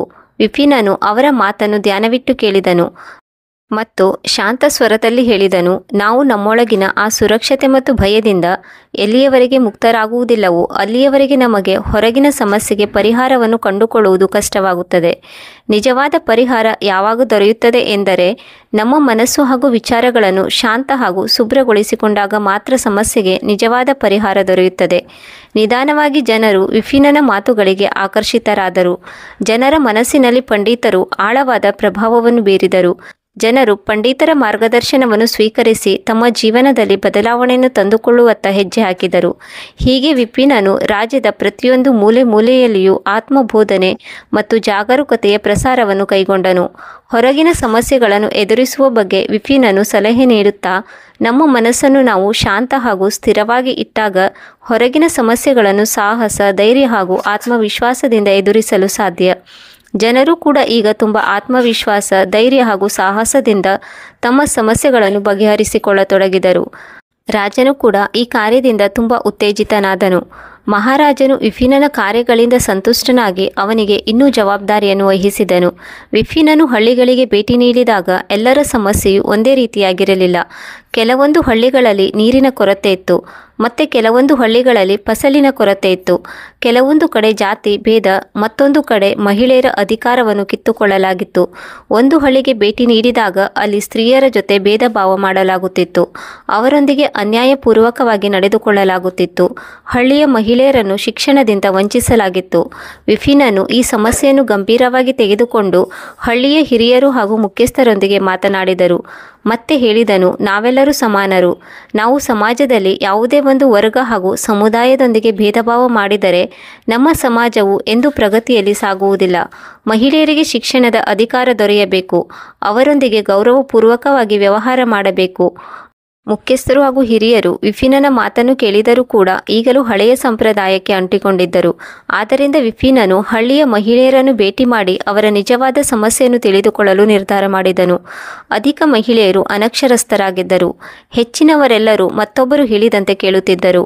ಅವರು ತಮ್ಮ ಜೀವನದ ಸಂಘರ್ಷ ಹಾಗೂ ಸಮಸ್ಯೆಗಳನ್ನು ವಿಫಿನ್ನ ಮುಂದೆ ಇಟ್ಟರು. ಅವರಲ್ಲಿ ಒಬ್ಬಳು ಮಹಿಳೆ, ಅವಳ ಹೆಸರು ಸುಮನ ಎಂದಾಗಿತ್ತು. ಪಂಡಿತರೇ, ನಾವು ಕೇವಲ ಪರಿವಾರದ ಸೇವೆ ಹಾಗೂ ಮನೆಗೆಲಸ ಮಾಡಲೆಂದು ಜನ್ಮ ತಾಳಿದ್ದೇವೆ ಎಂದು ಅನಿಸುತ್ತಿದೆ. ನಮಗೆ ನಮ್ಮ ಜೀವನದಲ್ಲಿ ಎಂದಿಗೂ ಶಿಕ್ಷಣವಾಗಲಿ ಗೌರವವಾಗಲಿ ಪಡೆದುಕೊಳ್ಳಲು ಅವಕಾಶ ದೊರೆತಿಲ್ಲ. ಆಗ ವಿಪಿನ್ ಇವರ ಮಾತನ್ನು ಕೇಳಿ ತುಂಬ ದುಃಖಿತನಾದನು ಮತ್ತು ಒಂದು ನಿರ್ಧಾರಕ್ಕೆ ಬಂದನು. ನಾನು ಈ ಹಳ್ಳಿಯಲ್ಲಿ ಬದಲಾವಣೆ ಮಾಡಬೇಕೆಂದರೆ ಮೊದಲು ಇಂತಹ ಮಹಿಳೆಯರನ್ನು ಸಶಕ್ತರನ್ನಾಗಿ ಮಾಡಬೇಕು. ಅವರಿಗೆ ಶಿಕ್ಷಣ ಹಾಗೂ ಆತ್ಮಗೌರವದ ಮಹತ್ವವನ್ನು ತಿಳಿಸಿ ಹೇಳಬೇಕು. ಹೀಗೆ ಅವನು ಮಹಿಳೆಯರಿಗಾಗಿ ಒಂದು ಸಭೆಯನ್ನು ಏರ್ಪಡಿಸಿದನು. ಆ ಸಭೆಯಲ್ಲಿ ಮಹಿಳೆಯರು ತಮ್ಮ ಅಧಿಕಾರಕ್ಕಾಗಿ ಎದ್ದು ನಿಲ್ಲಬೇಕು ಎಂದು ಸಲಹೆ ನೀಡಿದನು. ಒಂದು ವೇಳೆ ನೀವು ನಿಮ್ಮನ್ನು ಸಶಕ್ತರನ್ನಾಗಿ ರೂಪಿಸಿಕೊಂಡರೆ ಸಮಾಜವು ಕೂಡ ನಿಮಗೆ ಗೌರವವನ್ನು ನೀಡಲು ಶುರು ಮಾಡುತ್ತದೆ. ಶಿಕ್ಷಣ ಹಾಗೂ ಸ್ವಾವಲಂಬನೆಯು ನಿಮ್ಮ ಜೀವನಕ್ಕೆ ಒಂದು ಹೊಸ ದಿಕ್ಕನ್ನು ನೀಡಲು ಸಾಧ್ಯ. ಹಳ್ಳಿಯ ಕೆಲವು ಮಹಿಳೆಯರು ವಿಫಿನನ ಮಾತಿನಿಂದ ಪ್ರಭಾವಿತರಾಗಿ ಅವರು ತಮ್ಮ ಮನೆಯವರಲ್ಲಿ ಶಿಕ್ಷಣವನ್ನು ಪಡೆದುಕೊಳ್ಳಲು ಮತ್ತು ತಮ್ಮ ಜೀವನದಲ್ಲಿ ಏನಾದರೂ ಒಂದು ಹೊಸತನ್ನು ಸಾಧಿಸಲು ಇಚ್ಛೆಯನ್ನು ವ್ಯಕ್ತಪಡಿಸಿದರು. ವಿಫಿನನ ಪ್ರಯಾಸದಿಂದ ಹಳ್ಳಿಯಲ್ಲಿ ಒಂದು ಹೊಸ ವಿದ್ಯುತ್ ಸಂಚಾರವಾಯಿತು. ಮಹಿಳೆಯರು ಈಗ ತಮ್ಮ ಅಧಿಕಾರ ಹಾಗೂ ಶಿಕ್ಷಣದ ಮಹತ್ವವನ್ನು ತಿಳಿದುಕೊಳ್ಳತೊಡಗಿದರು. ಅವರು ವಿಫಿನನ ಮಾರ್ಗದರ್ಶನದಲ್ಲಿ ಓದನ್ನು ಆರಂಭಿಸಿದರು. ಸಮಾಜದಲ್ಲಿ ತಮ್ಮ ಭೂಮಿಕೆಯನ್ನು ಅರ್ಥ ಮಾಡಿಕೊಂಡರು. ಆದರೆ ಈ ಬದಲಾವಣೆಯನ್ನು ಹಳ್ಳಿಯ ಪುರುಷರು ಸುಲಭವಾಗಿ ಸ್ವೀಕರಿಸಲಿಲ್ಲ. ಅವರು ಇದಕ್ಕೆ ವಿರೋಧ ಮಾಡಿದರು. ಅವರು ಹೇಳಿದರು, ಪಂಡಿತರೇ, ಈ ಪರಂಪರೆಯು ನಮ್ಮ ಪೂರ್ವಜರ ಕಾಲದಿಂದಲೂ ನಡೆದುಕೊಂಡು ಬಂದಿದೆ. ನಾವು ಇದನ್ನು ಬದಲಿಸಲು ಸಾಧ್ಯವಿಲ್ಲ. ಈ ಮಹಿಳೆಯರು ಕೇವಲ ಮನೆಯ ಜವಾಬ್ದಾರಿಯನ್ನು ನೋಡಿಕೊಳ್ಳಲು ಮಾತ್ರ ಸೀಮಿತವಾಗಿರುತ್ತಾರೆ. ವಿಪಿನನು ಶಾಂತಿಯಿಂದ ಅವರ ವಿರೋಧವನ್ನು ಕೇಳಿಸಿಕೊಂಡನು ಮತ್ತು ಹೇಳಿದನು, ನಮ್ಮ ಸಮಾಜದಲ್ಲಿ ಪ್ರತಿಯೊಬ್ಬರಿಗೂ ಸಮಾನ ಅವಕಾಶ ದೊರೆತಾಗ ಮಾತ್ರ ಈ ಸಮಾಜವು ಮುಂದುವರಿಯಲು ಸಾಧ್ಯ. ಒಂದು ವೇಳೆ ನಾವು ಸಮಾಜದ ಅರ್ಧ ಸಮೂಹವನ್ನು ಹಾಗೆ ಬಿಟ್ಟರೆ ನಮ್ಮ ಇಡೀ ಸಮಾಜವು ವಿಕಸಿತವಾಗಲು ಸಾಧ್ಯವಿಲ್ಲ. ವಿಪಿನನ ಸಮಾಜದ ಸುಧಾರಣೆಗೆ ವಿರೋಧ ಹೆಚ್ಚಾಯಿತು. ಪುರುಷರು ಹೇಳಿದರು, ಒಂದು ವೇಳೆ ಈ ಬದಲಾವಣೆಯು ಜಾರಿಯಲ್ಲಿದ್ದರೆ ನಾವು ಈ ಹಳ್ಳಿಯನ್ನು ಬಿಟ್ಟು ಬಿಡುತ್ತೇವೆ. ಹಳ್ಳಿಯಲ್ಲಿ ಬಿಗುವಿನ ವಾತಾವರಣ ನಿರ್ಮಾಣವಾಯಿತು. ಕೆಲವರು ಈ ಸುಧಾರಣೆಯನ್ನು ಇಲ್ಲಿಗೆ ಬಿಟ್ಟು ಬಿಡುವಂತೆ ವಿಪಿನನ ಮೇಲೆ ಒತ್ತಡ ಹೇರಿದರು. ಈಗ ವಿಪಿನನ ಮುಂದೆ ಒಂದು ದೊಡ್ಡ ಸವಾಲು ಎದುರಾಗಿತ್ತು. ಒಂದು ವೇಳೆ ತಾನು ಇದರಿಂದ ಹಿಂದೆ ಸರಿದರೆ ಹೋರಾಡುತ್ತಿರುವ ಮಹಿಳೆಯರಿಗೆ ಹಿನ್ನಡೆಯಾಗುವುದು. ಒಂದು ವೇಳೆ ಅವರು ಒತ್ತಾಯಪೂರ್ವಕವಾಗಿ ಇದನ್ನು ಜಾರಿಗೊಳಿಸಿದರೆ ಹಳ್ಳಿಯಲ್ಲಿ ಅಶಾಂತಿ ಹಾಗೂ ಗೊಂದಲ ನಿರ್ಮಾಣವಾಗುತ್ತದೆ. ಆದ್ದರಿಂದ ಅವರು ಧೈರ್ಯವಾಗಿ ಶಾಂತಿಯಿಂದ ಮುಂದೆ ಸಾಗಲು ನಿರ್ಧರಿಸಿದರು. ಅವರು ಹಳ್ಳಿಯ ಪ್ರತಿಯೊಬ್ಬ ಪುರುಷನನ್ನು ಭೇಟಿ ಮಾಡಿ ಇದು ಕೇವಲ ಮಹಿಳೆಯರ ಉದ್ಧಾರವಾಗಿರದೆ ಸಮಾಜದಲ್ಲಿ ಇದು ಅತಿ ಅವಶ್ಯಕವಾಗಿದೆ ಎಂದು ಹೇಳಿದರು. ವಿಪಿನನು ಹಳ್ಳಿಯ ಮುಖ್ಯಸ್ಥರಲ್ಲಿ ಹೇಳಿದನು, ನೀವು ನಿಮ್ಮ ಜೀವನದಲ್ಲಿ ಹಲವಾರು ಕಷ್ಟ ನಷ್ಟಗಳನ್ನು ಅನುಭವಿಸಿದ್ದೀರಿ ಮತ್ತು ನೋಡಿದ್ದೀರಿ. ಆದರೆ ಈಗ ಜಗತ್ತು ಬದಲಾಗುತ್ತಿದೆ. ಇಂದಿನ ಜೀವನದಲ್ಲಿ ಶಿಕ್ಷಣ ಹಾಗೂ ಸಮಾನತೆ ಎನ್ನುವುದು ಮಹತ್ವಪೂರ್ಣವಾಗಿದೆ. ಒಂದು ವೇಳೆ ನೀವು ನಿಮ್ಮ ಹೆಣ್ಣು ಮಕ್ಕಳಿಗೆ ಸೊಸೆಯಂದಿರಿಗೆ ಶಿಕ್ಷಣವನ್ನು ನೀಡಿದರೆ ಸಮಾಜದಲ್ಲಿ ಅವರಿಗೆ ಸರಿಯಾದ ಗೌರವ ದೊರೆಯುತ್ತದೆ. ಇದರಿಂದ ಅವರ ಪರಿವಾರವು ಇನ್ನೂ ಬಲಿಷ್ಠವಾಗುತ್ತದೆ. ವಿಪಿನ್ ಅವರ ಈ ಸಂತುಲಿತ ದೃಷ್ಟಿಕೋನವು ಹಳ್ಳಿಯ ಕೆಲವು ಪುರುಷರನ್ನು ಪ್ರಭಾವಿತಗೊಳಿಸಿತು. ಅವರು ಯೋಚಿಸಿದರು, ಒಂದು ವೇಳೆ ನಾವು ಈ ಸಮಾಜದಲ್ಲಿ ಬದಲಾವಣೆ ತರಬೇಕೆಂದರೆ ಮಹಿಳೆಯರಲ್ಲಿಯೂ ಕೂಡ ಬದಲಾವಣೆ ತರುವುದು ಅವಶ್ಯಕವಾಗಿದೆ. ನಿಧಾನವಾಗಿ ಹಳ್ಳಿಯ ಪ್ರಮುಖ ಪುರುಷರು ವಿಪಿನನ ವಿಚಾರಗಳಿಗೆ ಸಹಮತಿ ಸೂಚಿಸಿ ತಮ್ಮ ಹೆಣ್ಣು ಮಕ್ಕಳಿಗೂ ಕೂಡ ಶಿಕ್ಷಣವನ್ನು ನೀಡಲು ಒಪ್ಪಿಕೊಂಡರು. ತಮ್ಮ ಪತ್ನಿಯರಿಗೆ ಮನೆಯಿಂದ ಹೊರಗಡೆ ಕೆಲಸ ಮಾಡುವ ಅವಕಾಶವನ್ನು ನೀಡಿದರು. ಇದು ಸಮಾಜ ಸಮಾಜದಲ್ಲಿ ಇನ್ನುಳಿದವರ ಮೇಲೂ ಕೂಡ ಪ್ರಭಾವ ಬೀರಲು ಶುರುವಾಯಿತು. ಸಮಾಜದಲ್ಲಿ ಒಂದು ಹೊಸ ಶಕೆ ಆರಂಭವಾಯಿತು. ಮಹಿಳೆಯರು ಈ ಮೊದಲಿಗಿಂತಲೂ ಹೆಚ್ಚು ಸ್ವಾವಲಂಬನೆ ಹಾಗೂ ಆತ್ಮವಿಶ್ವಾಸವನ್ನು ಬೆಳೆಸಿಕೊಂಡರು. ಈ ಮೊದಲು ವಿಪ್ಪಿನನನ್ನು ವಿರೋಧಿಸುತ್ತಿರುವ ಹಳ್ಳಿಯ ಪುರುಷರು ಕೂಡ ಈಗ ಮೌನವಾಗಿ ಸಮ್ಮತಿ ನೀಡಿದರು. ಪಂಡಿತರ ಈ ಪ್ರಯಾಸದಿಂದ ಅವರ ಸಮಾಜವು ಮೊದಲಿಗಿಂತಲೂ ಸಮೃದ್ಧವಾಗತೊಡಗಿದೆ ಎನ್ನುವುದನ್ನು ಅವರು ಮನಗಂಡರು. ವಿಪಿನನು ಹಳ್ಳಿಯಲ್ಲಿ ಒಂದು ಶಿಕ್ಷಣ ಕೇಂದ್ರವನ್ನು ಸ್ಥಾಪನೆ ಮಾಡಿದನು. ಅಲ್ಲಿ ಮಹಿಳೆಯರು ಹಾಗೂ ಮಕ್ಕಳು ಶಿಕ್ಷಣ ಪಡೆಯಬಹುದಾಗಿತ್ತು. ಸುಧಾರಣಾತ್ಮಕ ಪ್ರವಾಸವು ರಾಜನ ಕಿವಿಗೂ ಕೂಡ ಮುಟ್ಟಿತು. ರಾಜನು ವಿಪಿನನನ್ನು ಪ್ರಶಂಸೆ ಮಾಡಿದನು. ಈಗ ವಿಪಿನ್ ಕೇವಲ ಪಂಡಿತರಾಗಿರಲಿಲ್ಲ, ಒಬ್ಬ ಸಮಾಜ ಸುಧಾರಕನಾಗಿದ್ದನು. ಈಗ ರಾಜನ ಆದೇಶದಂತೆ ರಾಜ್ಯದ ಇನ್ನೊಂದು ಭಾಗದಲ್ಲಿ ಸೇವೆಯನ್ನು ನೀಡಲು ಆರಂಭಿಸಿದನು. ಪ್ರತಿಯೊಂದು ಹಳ್ಳಿ ಹಾಗೂ ಕೇರಿಗಳಲ್ಲಿ ಹೊಸ ಹೊಸ ಸಮಸ್ಯೆಗಳಿದ್ದವು. ವಿಪಿನನು ಮೊದಲು ಪ್ರತಿಯೊಂದು ಸಮಸ್ಯೆಯನ್ನು ಆಳವಾಗಿ ಅರಿತುಕೊಂಡು ಅದಕ್ಕೆ ಸರಿಯಾದ ಪರಿಹಾರವನ್ನು ಕೈಗೊಂಡನು. ಈಗ ಪಂಡಿತರು ಎಂತಹ ಹಳ್ಳಿಗೆ ಬಂದು ತಲುಪಿದರೆಂದರೆ ಅಲ್ಲಿ ಸಾಮಾಜಿಕ ವಿಭಜನೆ ಹಾಗೂ ಆರ್ಥಿಕ ಅಸಮಾನತೆ ತುಂಬಿ ತುಳುಕುತ್ತಿತ್ತು. ಇದು ರಾಜ್ಯದ ಅತಿ ಹಿಂದುಳಿದ ಪ್ರದೇಶವಾಗಿತ್ತು. ಈ ಹಳ್ಳಿಯಲ್ಲಿ ಶ್ರೀಮಂತರು ಮತ್ತು ಬಡವರ ನಡುವಿನ ಅಂತರವು ತುಂಬ ಆಳವಾಗಿತ್ತು. ಶ್ರೀಮಂತ ಪರಿವಾರದವರ ಬಳಿ ಹೆಚ್ಚು ಜಮೀನುಗಳು, ಆಸ್ತಿ, ಅಂತಸ್ತುಗಳು ಇದ್ದವು. ಅವರು ಬಡವರನ್ನು ಶೋಷಣೆ ಮಾಡುತ್ತಿದ್ದರು. ಹಿಂದುಳಿದ ಜನರ ಬಳಿ ಕೇವಲ ಚಿಕ್ಕ ಮನೆ ಹಾಗೂ ಸೀಮಿತವಾದ ಜಮೀನುಗಳಿದ್ದವು. ಅವರು ತಮ್ಮ ಹಕ್ಕುಗಳಿಗಾಗಿ ಹೋರಾಡುತ್ತಿದ್ದರು. ಹಳ್ಳಿಗೆ ಬಂದು ಜನರನ್ನು ನೋಡಿದಾಗ ಅವರು ತುಂಬ ಚಿಂತೆಗೊಳಗಾಗಿದ್ದರು ಮತ್ತು ನಿರಾಶರಾಗಿದ್ದರು. ಶ್ರೀಮಂತ ಜಮೀನ್ದಾರರು ತಮ್ಮ ಅಧಿಕಾರ ಹಾಗೂ ಹಣದ ಬಲದಿಂದ ಬಡವರನ್ನು ಹಿಡಿತದಲ್ಲಿ ಇಟ್ಟುಕೊಂಡಿದ್ದರು. ಬಡವರನ್ನು ಅವರ ಅಧಿಕಾರದಿಂದ ವಂಚಿತಗೊಳಿಸಲಾಗಿತ್ತು. ಅವರಿಗೆ ತಮ್ಮ ಸ್ಥಿತಿಯನ್ನು ಬದಲಾಯಿಸಿಕೊಳ್ಳುವ ಯಾವುದೇ ಮಾರ್ಗ ತೋಚುತ್ತಿರಲಿಲ್ಲ. ಹಳ್ಳಿಯಲ್ಲಿ ಎರಡು ವರ್ಗವಿತ್ತು: ಶ್ರೀಮಂತ ಜಮೀನ್ದಾರರು ಮತ್ತು ಬಡ ರೈತರು. ಶ್ರೀಮಂತ ರೈತರು ಯಾವುದೇ ನಿರ್ಧಾರವನ್ನು ತಮ್ಮ ಪರವಾಗಿ ನಿರ್ಣಯಿಸಿಕೊಳ್ಳುತ್ತಿದ್ದರು. ಹಳ್ಳಿಯ ಮುಖ್ಯಸ್ಥ ರಾಜೇಂದ್ರ ಸಿಂಗನು ಸ್ವತಃ ದೊಡ್ಡ ಜಮೀನ್ದಾರನಾಗಿದ್ದನು. ಹಳ್ಳಿಯ ಬಡ ರೈತರನ್ನು ಸಾಲದ ಸುಳಿಗೆ ಸಿಲುಕಿಸಲಾಗಿದೆ ಎನ್ನುವುದನ್ನು ವಿಪಿನನು ಮೊದಲು ತಿಳಿದುಕೊಂಡನು. ಅವರು ತಮ್ಮ ಹೊಲದಲ್ಲಿ ಹಗಲು ರಾತ್ರಿ ಕಷ್ಟಪಟ್ಟರೂ ತಮ್ಮ ಫಸಲಿಗೆ ಸರಿಯಾದ ಬೆಲೆಯನ್ನು ಪಡೆಯುತ್ತಿರಲಿಲ್ಲ. ವಿಪಿನನು ಹಳ್ಳಿಯ ಮಕ್ಕಳನ್ನು, ಕೆಲ ಬಡ ರೈತರನ್ನು ಭೇಟಿಯಾದನು ಮತ್ತು ಅವರ ಸಮಸ್ಯೆಯನ್ನು ಕೇಳಿ ತಿಳಿದುಕೊಂಡನು. ಒಬ್ಬ ರೈತ ಮೋಹನನು ತುಂಬ ಪೀಡಿತನಾಗಿದ್ದನು. ಅವನು ತನ್ನ ದುಃಖದ ಕಥೆಯನ್ನು ಹೇಳುತ್ತಾ ಹೇಳಿದನು: ಪಂಡಿತರೇ, ನಾವು ಹಲವಾರು ವರ್ಷಗಳಿಂದ ಕಷ್ಟಪಡುತ್ತಾ ಬಂದಿದ್ದೇವೆ. ಆದರೆ ನಮ್ಮ ಕಷ್ಟಕ್ಕೆ ಪ್ರತಿಯಾಗಿ ಪ್ರತಿಫಲ ದೊರೆಯುತ್ತಿಲ್ಲ. ಜಮೀನ್ದಾರರು ನಮ್ಮ ಎಲ್ಲ ಕಾಳುಗಳನ್ನು ತೆಗೆದುಕೊಂಡು ಹೋಗುತ್ತಾರೆ. ನಮ್ಮನ್ನು ಸಾಲದ ಸುಳಿಯಲ್ಲಿ ಸಿಲುಕಿಸುತ್ತಾರೆ. ನಮ್ಮ ಹೊಲಗಳೆಲ್ಲ ನಿಧಾನವಾಗಿ ಅವರ ನಿಯಂತ್ರಣಕ್ಕೆ ಹೋಗುತ್ತಿವೆ. ನಾವು ಕೇವಲ ಕೂಲಿ ಕಾರ್ಮಿಕರಾಗಿ ಉಳಿಯುತ್ತಿದ್ದೇವೆ. ವಿಪಿನನು ಮೋಹನ್ ಮಾತನ್ನು ಗಮನವಿಟ್ಟು ಕೇಳಿದನು. ಇದು ಕೇವಲ ಒಬ್ಬ ರೈತನ ಸಮಸ್ಯೆ ಆಗಿರಲಿಲ್ಲ, ಹಳ್ಳಿಯ ಪ್ರತಿ ಬಡ ರೈತನ ಸಮಸ್ಯೆಯಾಗಿತ್ತು. ಪಂಡಿತರಿಗೆ ಎಲ್ಲವೂ ಅರ್ಥವಾಯಿತು. ಅವನು ಹಳ್ಳಿಯ ಜಮೀನ್ದಾರರನ್ನು ಭೇಟಿಯಾಗಲು ನಿರ್ಧರಿಸಿದನು. ಹಳ್ಳಿಯ ಮುಖ್ಯಸ್ಥ ರಾಜೇಂದ್ರ ಸಿಂಗನನ್ನು ಮೊದಲು ಭೇಟಿಯಾದನು. ರಾಜೇಂದ್ರ ಸಿಂಗ್ ಒಬ್ಬ ಅಹಂಕಾರಿ ವ್ಯಕ್ತಿಯಾಗಿದ್ದನು.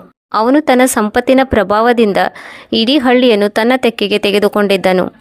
ವಿಪಿನನು ಶಾಂತಿಯಿಂದ ರಾಜೇಂದ್ರ ಸಿಂಗ್ನಲ್ಲಿ ಹೇಳಿದನು: ಮುಖ್ಯಸ್ಥರೇ, ನಾನು ಹಳ್ಳಿಯ ರೈತರೊಂದಿಗೆ ಮಾತನಾಡಿದ್ದೇನೆ. ಅವರ ಸ್ಥಿತಿ ತುಂಬ ಚಿಂತಾಜನಕವಾಗಿದೆ. ಅವರ ಜೊತೆ ಅನ್ಯಾಯವಾಗುತ್ತಿದೆ ಎಂದು ನಿಮಗೆ ಅನಿಸುತ್ತಿಲ್ಲವೇ? ಅವರಿಗೆ ಅವರ ಹಕ್ಕು ದೊರೆಯುವುದು ಬೇಡವೇ? ರಾಜೇಂದ್ರ ಸಿಂಗನು ನಗುತ್ತಾ ಉತ್ತರ ನೀಡಿದನು: ಪಂಡಿತರೇ, ಈ ಪ್ರಪಂಚ ಹೀಗೆ. ಬಡವರ ಅದೃಷ್ಟ ಹೀಗೆ ಇರುತ್ತದೆ. ಅವರು ನಮ್ಮ ಹೊಲದಲ್ಲಿ ಕೆಲಸ ಮಾಡುತ್ತಾರೆ. ಇದಕ್ಕೆ ಬದಲಾಗಿ ಅವರಿಗೆ ಏನು ದೊರೆಯುತ್ತದೋ ಅದೇ ಹೆಚ್ಚು.